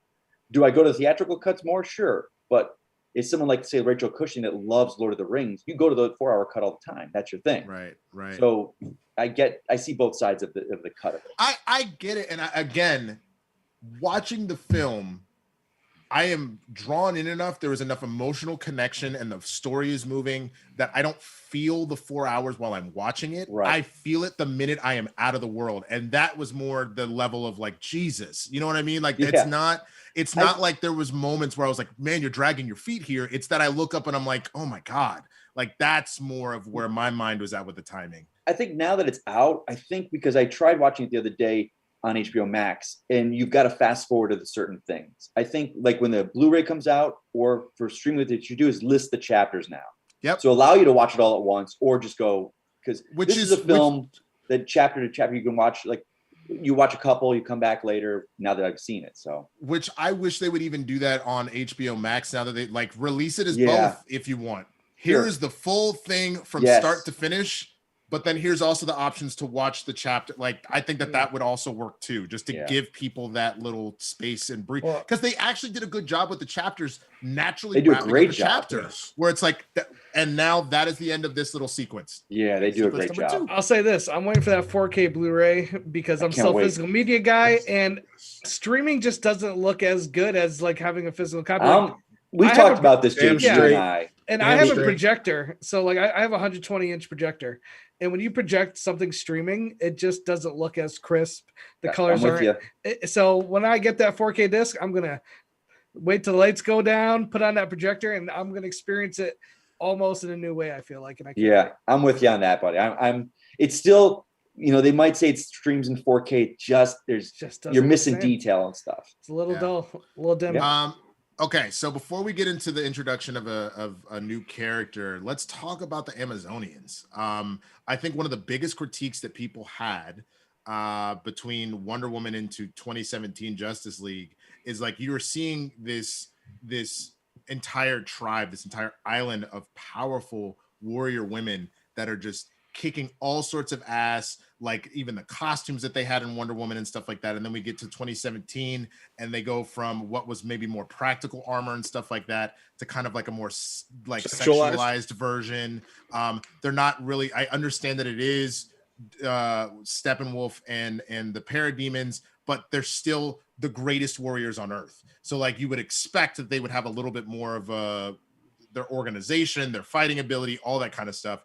I think while we still saw that they were outmatched in this version, we actually got to see the Amazonians be those badass warriors that they were. How did y'all feel about this reimagination of the Amazonians in the Snyder Cut? Well, Was the line show them your fear? Was that in the original cut? No. Because that line made the whole scene for me. Like that was when that happened, I was like, show him your fear. I'm like, oh, we have no fear. They got no fear. Yes. This is Sparta kind of yell. Yep. See, that's awesome. I love that you feel that, because I talked to someone last night, a buddy of mine, and he's just like, oh, that line, like, what do they rehearse that? I'm like, no, that's the Amazons. They're the Spartans. Yeah. They're like, that's being badass. They've shown this guy, like, no, we have no fear. Like, this is it. This is the guy who directed 300. I know. When I'm watching them, I'm thinking I'm like, glad these you are said like that, because people $25. How many you. billionaires does it take to create a superhero? 3. 2 to die and 1 to never get over it. As a child, I always thought of my dad as a superhero, the Invisible Man. Oh my Okay, God. damn. And there's your SEN level of this that just came through with the jokes. Jesus. Holy shit. That's funny. God. Oh, but my bad. I think Mike, what were you saying? I think Snyder gets a lot of flack, or did, when the original cut came out. We didn't know what was what. So to show kind of the scantily clad Amazons, but even the athletes that were the Amazons in this film, they had such high praise of Zack, and they would say, a lot of times we're looked at weird because of our bodies and who we are as women, but we love Zack Snyder because he's allowing us to be who we are, and he's showcasing us. Yeah. So you think that Amazon, especially the ones in the tunnel that were cutting with just massive bodies, and they're catching the stone, and how proud they are to see themselves on screen celebrated. Like, and Snyder does it. Look at 300. It was all dudes doing the same thing. So it's not a sexist thing with him. It's just embracing the human body. Like, look at Zeus. Look at Zeus. I get that. I think it was more from the standpoint of, and I understand, because I remember when women watched Wonder Woman, one of the praises they brought up was that, like, the armor that the Amazonians were wearing in Wonder Woman for costume design would have been more accurate as far as what protection would look like and things like that. You know what I mean? Like, you're not worrying about, like, I know obviously the joke with Wonder Woman, she runs around in those boots. It's like, how do you do that in those boots? It doesn't make sense. But like the idea that it was more a practical armor type situation versus that. But I get that Snyder's thing, but men or women, is they're just go back to 300. Why did the Spartans wear almost no armor? It was almost like a that's also pride. what Spartans wore in history, though. Yeah, but also, and the reason they did is because they were like, we don't need that armor. We're so skilled and deadly that the armor will just slow us down. In that scene, though, the women in the temple are armored. Like, and the ones that are driving, they're just the 4 of them that are the guards of the gate that aren't. So they are armored. They're armored, but it's a sexualized version of it. My girlfriend, she loves the Wonder Woman film. She's like, why are they just basically wearing metal bikini tops? Like that's what she's like, why isn't it like the first Wonder Woman film where it's a nice full body, full chest plate? It just looks like a metal bikini top. Could it be because of the times? I mean, back then, the 40s, girls wore long dresses. Now they got a little more sense of style. A little bit more like, hey, I'm a little more traditional now. It's the 2000s. I'll say this. I really wish that Jeannine was still here instead of 5 dudes talking about this. But I tried to get Steph and Sabrina. They were both working, so it happens. You know what I mean? But that's fine. Just bringing it up. We talked about it. We can move on. Let's talk about the Martian Manhunter Man, because we got an opportunity to actually see him realized in this universe. It was a surprise. I was not ready for it. I don't know if anybody maybe knew something on the low. But I was so shocked that he was there, and I was so happy to see him because he's one of my favorite DC heroes, partially because my best friend's dad is my best friend from college.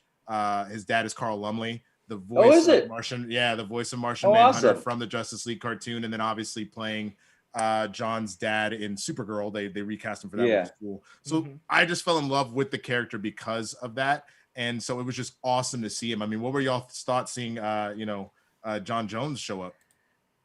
I mean, I'll say I liked it. I don't know if I loved the design.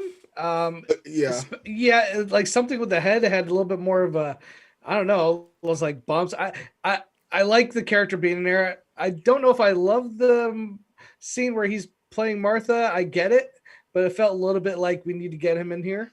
I like the scene at the end much more because it's him revealing himself to Bruce Wayne. But I think I would need more time with the character to see if I really like the design. But just at first, it looked a little Like, okay, yeah, that's Martian Manhunter. Something looks a little off. Yeah. I actually agree with you, JT, because I'm sitting there with my father and my co-host, and I'm just like, I feel like the Supergirl television design is better than this. Interesting. That's fair. It looked out of all of this film, it looked like the most unfinished product when it came to CGI. I'll agree with y'all on that. I think I'm more excited about the fact that Martian Manhunter is here. I agree with you. The design I did kind of give a little head tilts where I was like, that's an interesting weird choice, but just having the character present and even knowing from the standpoint, which is very true for John in multiple iterations, where he obviously will do what he needs to do to save the world and stuff like that, but he kind of just wants to be left alone. He just wants to blend in and live his the fact that he only intervened just because he's like, Lois, you need to kind of stuff like, you know what I'm saying? I appreciate that it was just that, and he didn't just come in and be like, all right, guys, I'm gonna help you fight people. Bah! I don't need all that quite yet.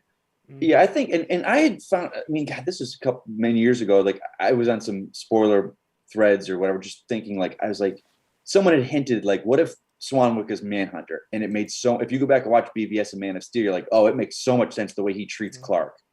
He treats him like an alien, and And I love the fact that we don't know the backstory of this particular Manhunter. We don't know if his world was wiped out by genocide or by natural disaster like Krypton.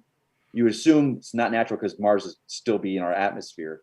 But you don't know why he's not coming out, whereas Clark did. But you see the way Clark was treated, and he's like, well, I'm not showing myself. He looks human. I don't even look like this guy, and he's getting treated like this. But then it leads to the fact of what Pa Kent said, or what Jor-El said, is you will one day lead them in the sun. And he comes, and there he is with the sun behind him with Bruce. He's like, Superman brought these people the best, and then he's like, I can't stand by any longer. I need to come in. But I love what you said about he wasn't going to join them in the battle. He's like, I'll do something. And it leads to John being a detective in that backstory of he knows these people. One of my favorite parts of the moment where he goes to Bruce, he's like, your parents would be proud of you. And someone goes, well, how did he know his parents? He's like, well, one, he's a telepath. So he knows that, but he is for however long he's been on Earth, he has been infinitely researching these people of who they all are. So I thought it was a brilliant introduction to him. Just a tease of what we'll get eventually. 1,000%. That's the problem. We might not get. We probably won't get that eventually. I know. That's probably my favorite thing when someone goes, "How he knows that Bruce's parents were dead," and they would. I'm like, you do know he can read minds. But I get for people that. I have to remember sometimes, a lot of times people do come to these films without a comic background. Yeah. So I try not, my instinct is he's a telepath, dummy.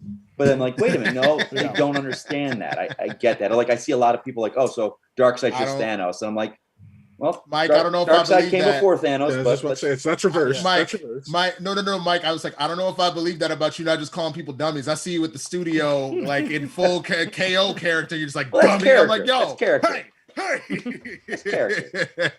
No, can I just say one of my favorite things about Martian Manhunter, and one of the things that I like so much, especially since we didn't get Jon Stewart, is there's that saying all the time that if anyone could choose to be anything, why would they choose to be a black man or be black? But the most powerful being in the universe chooses to be black. Chooses to be black in America. And I think that is such a beautiful just note, and it's never really touched upon because it doesn't need to be. And it's interesting that you say that, because a lot of times where people get upset with thoughts of Superman being black or whatnot, but Manhunter was originally a white guy, and it just made so much better storytelling. Like you said, the reason why I make him a black man, so much better storytelling, but there didn't need to be a point about it. It just changed. I couldn't tell you when it changed. I have no idea when it changed in the comics or whatever, but it's such a stronger point.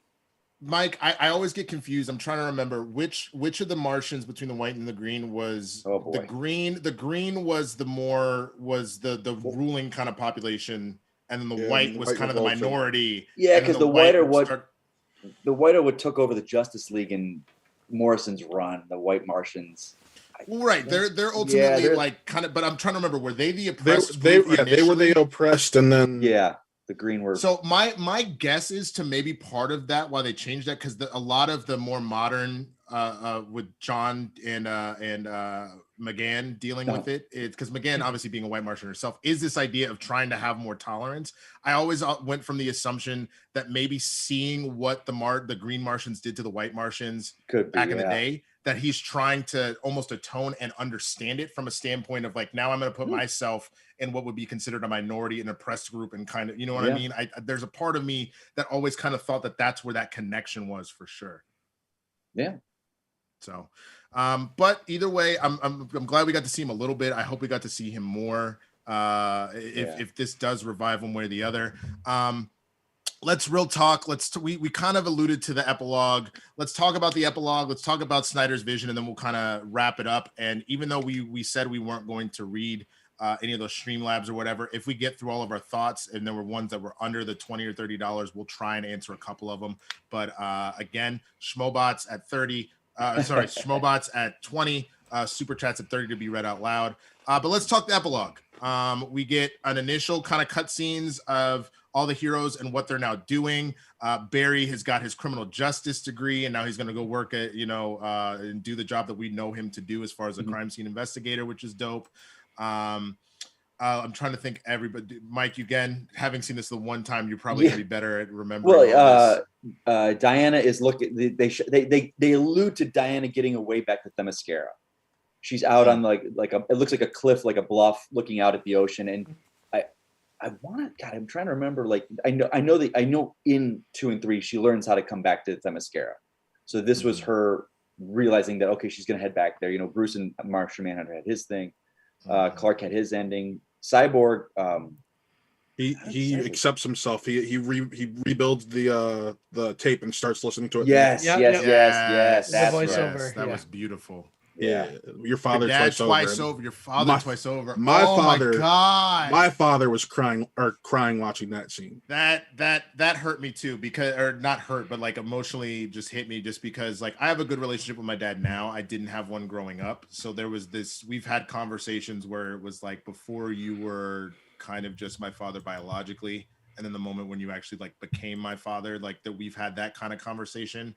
So having that talk, like him reliving that now that his dad is gone, and rebuilding the tape and listening to what his dad had to say, that was just so beautiful for me. And to that Star Labs thing, and this kind of goes to you guys again.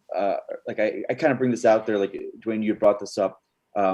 People for whatever reason if they want to bash this film or if they want to bash the year, but I know the Snyder Bros that's a toxic group themselves. It's a different thing, and they cause problems, but. If you think it might be a bad idea for this film to be made or whatever, it caused a bad precedence. But look at the fact that like now we have 5 actors of color whose roles were completely cut out of 2017 are now like Ryan Choi is the Atom, gone in 2017, gone. Yeah. The mom gone.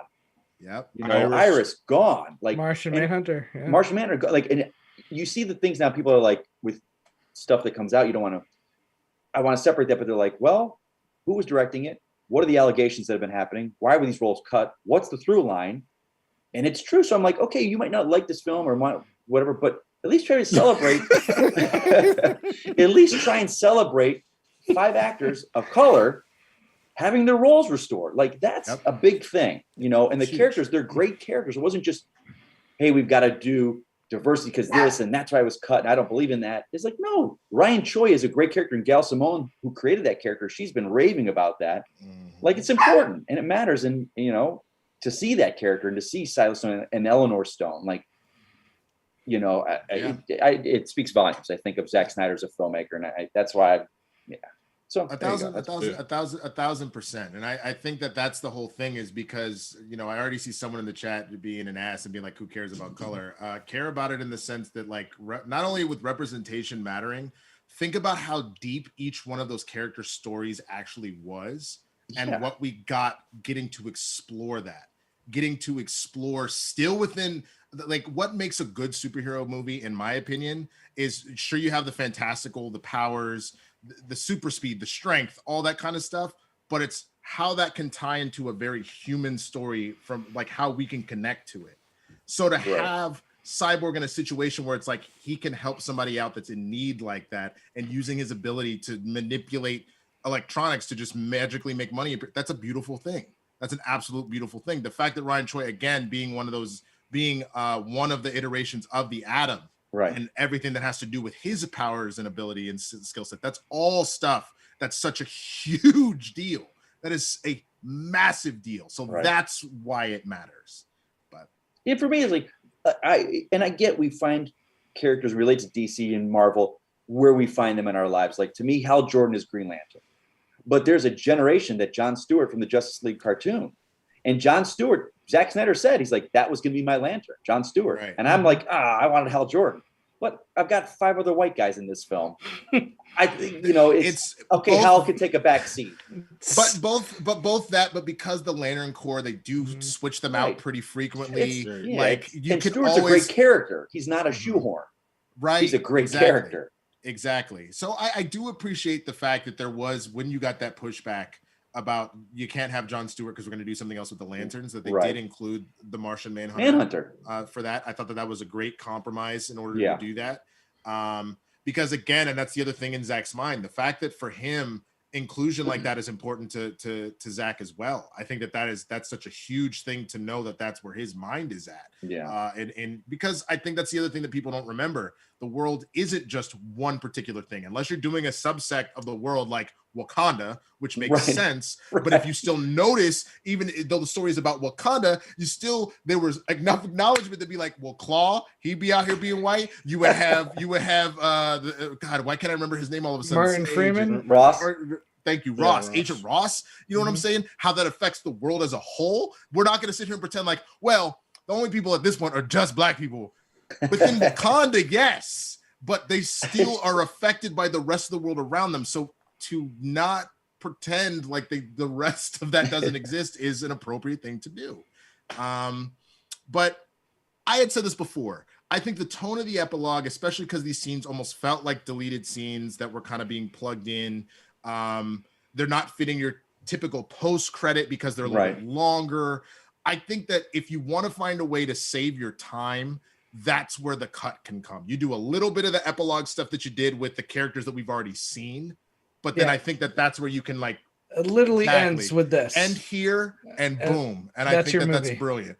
I know, Mike, you feel a little different. So I do. Kind of your feeling. I mean, that's where the Justice League movie ends, is all I'm saying. Like, that's where the Justice League movie ends. And then everything you get after that is kind of like extended after.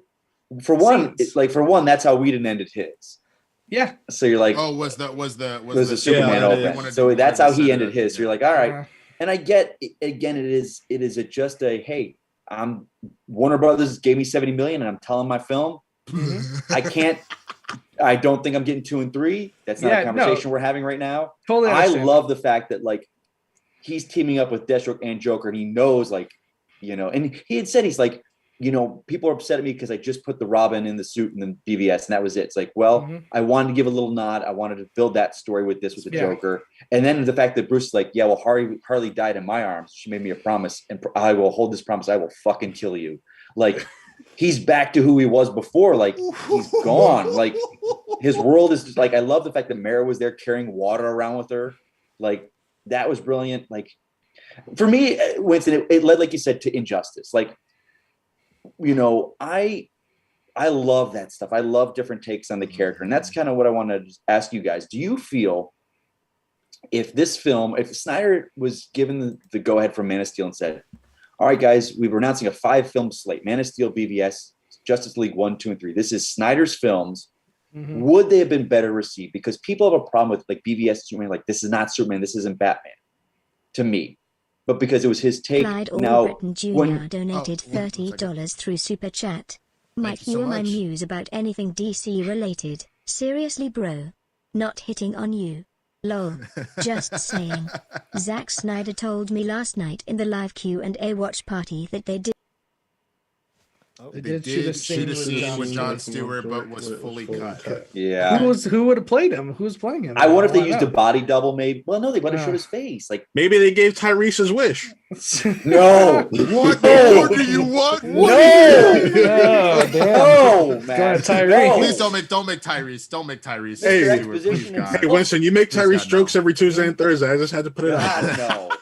But Mike, finish your question. Finish your question. Do you guys feel his films would have been better received? Because, like Winston to Injustice, I don't think anyone went into Injustice, played that game, and was like, "No, that's not Superman. That's not Batman. They killed." You went in knowing it's a different take, and you went along for the ride. So if we knew these are going to be 5 films, we're not building off spin-offs. This is a contained universe. And I know we're in an MCU world. I know filmmaking has changed to where general audiences want connectivity. They want to know what's going to build to what. I'll put it to you this way. I get what you're saying, and I think what made Injustice work, and we only have about 5 minutes, so after we kind of answer this quick, I want to get everybody's final thoughts. I think knowing so deeply how their MOs and their behaviors and their mindsets are tied to it, you kind of need to not just allude to Robin got murdered and that did it, because remember, Jason Todd was murdered by the Joker before, and he didn't go off and just start murdering people. That's not he started doing that in Dark Knight Returns, because he has fully lost his full rope. People have become so infinitely violent, and now he's old and cynical, and that's where that's kind of coming from. Gotcha. So I think my only thing with that, because I know there are people that hate Injustice. I'm not one of them. I think that comic storyline that they did, awesome. They're like, that's not Superman. Superman would never do that. I'm like, but that's the point. You put him in a situation where he lost everything dear to him. There is a breaking point that we all have mentally, and to lose it all simultaneously at his own hand, it actually makes perfectly logical sense, in my opinion. All it takes is one bad day. And he does what Batman could never do and kill the Joker. Like that too. Man. And so, to me, I think if you would at least given me enough setup as far as like Bruce, like let me see everything that Bruce has actually like kind of lost. I don't need to see him losing his parents again, but give me a moment, even if it's a flashback, instead of just seeing the suit, if it's a quick flashback of how brutally Jason Todd or whichever Robin that was supposed to be was murdered, that would start to piece it together. Now all of a sudden it makes a little more sense, because maybe it was Bruce was being a little too nice to a couple of thugs, and then boom, in that moment Robin gets killed, and now he changes his code. That would do it for me. But that's me. I don't know if anybody feels differently. Nah. Okay. Yes, not. We got about 4 minutes, so let's get final thoughts. I'm going to start with Matt. Just final thoughts and takeaways from $20. Thank the you bigger so much. talk we need, other than seeing more of the Snyderverse, is its status as part of the DCU canon. Zack said that it's not, and WB hasn't commented yet on the status, but other DCU directors said they're following Snyder Cut as canon. Thoughts? I don't know about that. I need a source. I remember Zack Snyder saying that Warner Brothers made it clear to him when they allowed him to do this, that this is not going to be canon. 2017 is going to be the canon we use going forward. So he said that in several interviews. True. Right. And I actually got into it with someone yesterday, because like, no, the Flash is going off of this movie. I'm like, I follow this stuff daily. The Flash is not going off of this movie. The Flash was way before. Which I also think it makes more sense to go with the 17, especially from the standpoint of you're literally going to use Flashpoint as a retcon. We're already pretty aware, as any Flashpoint story has been told, that is how you reset a lot of stuff. What's going on? Could they use Flashpoint to reset to the Snyder Cut? It's possible. It's honestly possible. I think they're running into a problem, because I think for everyone that sees this film, 2017's Justice League doesn't exist anymore. Yeah. I think this is the film now. So, but again, the story is the same from point A to point B. The core story is the same. So it didn't do some drastic change. So right. I agree. It's just instead now, like it almost does feel like an alternate universe, because obviously in this one we didn't have Flash just falling into boobs just because it was funny. You know what I'm saying? Like I'm glad we cut probably the stupidest moment of the 2017 version. And just all the gratuitous shots of Gal Gadot. Like, you didn't want to say it at the time because like this is Snyder's film, but you're like, oh no, they purposely shot her ass several times, and Snyder has the same shot, but it's above her waist, and you're like, yeah, okay. it says a lot for sure. But Matt, final thoughts. No, I like the film. I'm not as high on it as others. I'd probably rank it as my number 4 in the entire DC film canon, even though it's not canon. It's powerful. The backstory you get, how Flash and Cyborg are fully thought out and well-rounded characters, make a huge impact, especially considering one of them is a minority, and you see what his story could have been. It's just heartbreaking to see what happened to it, but overall, I'm happy with the film. I'm glad we got to see it, and I am glad I was proven wrong about there being no Snyder Cut. Yeah, no, for sure, for sure. Dwain, I'm curious about your thoughts, man. Final takeaways. I really enjoyed this a lot more than I thought I was going to. I still had some of the problems from the 2017. I think Ezra Miller falls flat a little bit in some of his quips as Barry. They just, I'm sorry, but it's hard to beat Michael Rosenbaum. Like, he does it so well. So I think that falls a little flat for me a little bit. I loved the expansion of the Amazons and everything that happened on Themyscira. I think that was probably my favorite part of the film. That, and then the expositional flashback to the original team up, I think were two of the best parts of the film. Zaddy Zeus, dude, I'm telling you, give the old gods their own film, bro. Let's go. I want to know what happened to make Ares hate humanity so much. I'm very curious. That actually is a very solid point. But anyway, it might be fighting over. It might be him watching them fight over that one mother box. 1408 donated $25. I asked my wife if I'm a superhero in bed. She said yes. The Flash. I'm the one that did the other jokes too, lol. Wow. Damn. Ouch. Self-roast. All right. Reminds me of that hot girl roast in the Justice League animated show. But on that note, I would say 7 out of 10. I think this is either 4 or 5 for me. Okay, word. All right, JTE, your final thoughts, man. Yeah, this movie to me was a gift and a curse. I finally got to see the Justice League movie that I wanted to see.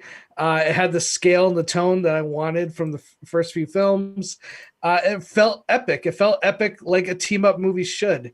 But I'm also left with this knowing that we're probably never going to get this full trilogy, except for some storyboards that you can look online. To me, that it's sad. The biggest thing for me, I wish we could go back in some form of this movie. Could have made it to theaters back in 2017 with Zack Snyder making his cut. Like, think about it. 3 hours and 30. This moment happens around 3:30. There's 30 minutes you could cut down and make this a 3-hour film. Endgame was 3 hours. Infinity War was almost 3 hours.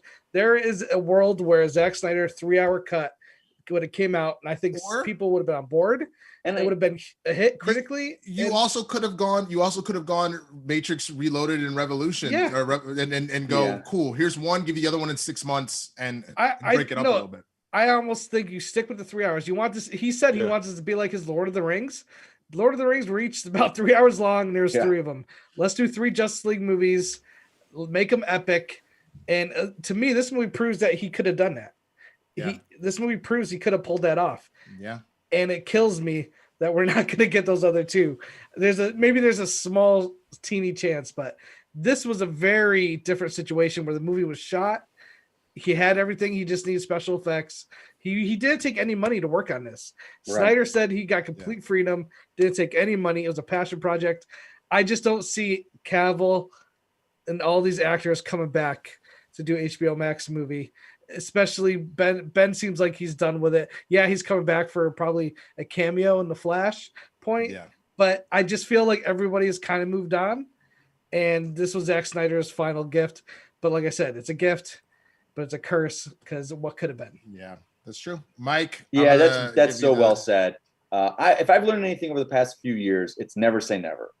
I always said, as like, Affleck's not coming back, he's done with the role. I said the Snyder Cut, my take on it was 20 years from now, we'll see it like the Donner Cut. He'll come back and revisit it. But here we are. I kind of think there's some conversations happening probably at Warner Brothers over the next week or so going, because this thing's going to be massive for them. It's a massive hit. It'll be a huge hit. It's the only thing most people have talked about for a year now, whether you love it or hate it. It's been the talk. It was a smart decision to do. Like JT said, like he took no money. He kept production houses, visual effects houses in business for a year. Like these companies would have been gone, or visual effects always go under instantly when they don't have a job because they're so, the way that they're brought up and whatnot. But so here we are. I mean, if you look at HBO Max as a service, it's great, but they really don't have their own content per se. Like Disney Plus has got this 10 years of Marvel, 10 films of Marvel and 10 shows. They don't have the content per se of, to build up after this. What happens after this year when this theatrical day and date with home video is gone? They need content. And do you look at it going, okay, we're not doing theatrical for you. Let's do 2 and 3 streaming service films or chapters. We build chapters. Like if you hear about the cast and crew, they love Snyder. They love him. Yeah. I don't not see them coming back if he's able to bring them back. I don't know if it's gonna happen. I know the plan is there. They have it. They don't need to kind of create all new stuff. Do you think Cavill and Affleck would come back and shoot? Like, because if they shot, say, 2 and 3 back to back, it would be at least a year. Do you think those guys would do a whole year of shooting? I think Affleck is kind of saying goodbye. I don't know if their schedules would allow them to. You're right. Yeah. There's so much pieces. But like you said, like you mentioned earlier, maybe if it's animated, there was talk of doing it with Jim Lee as a comic. It got shut down, but this was years ago, before even the Snyder Cut movement happened. But Jim Lee's like, he's even said, he's like, if there's interest, we'll talk about it. Like, it could be a massive comic book. I think the animated is the way to go. I think so. Do it like the looks. They would come back to voice it if they could come back to voice it. Yeah. So I don't think this is done, whether it's live action, comic, or animated. I don't think it's done. Yeah. I'll just say that. I could totally see a comic book for sure.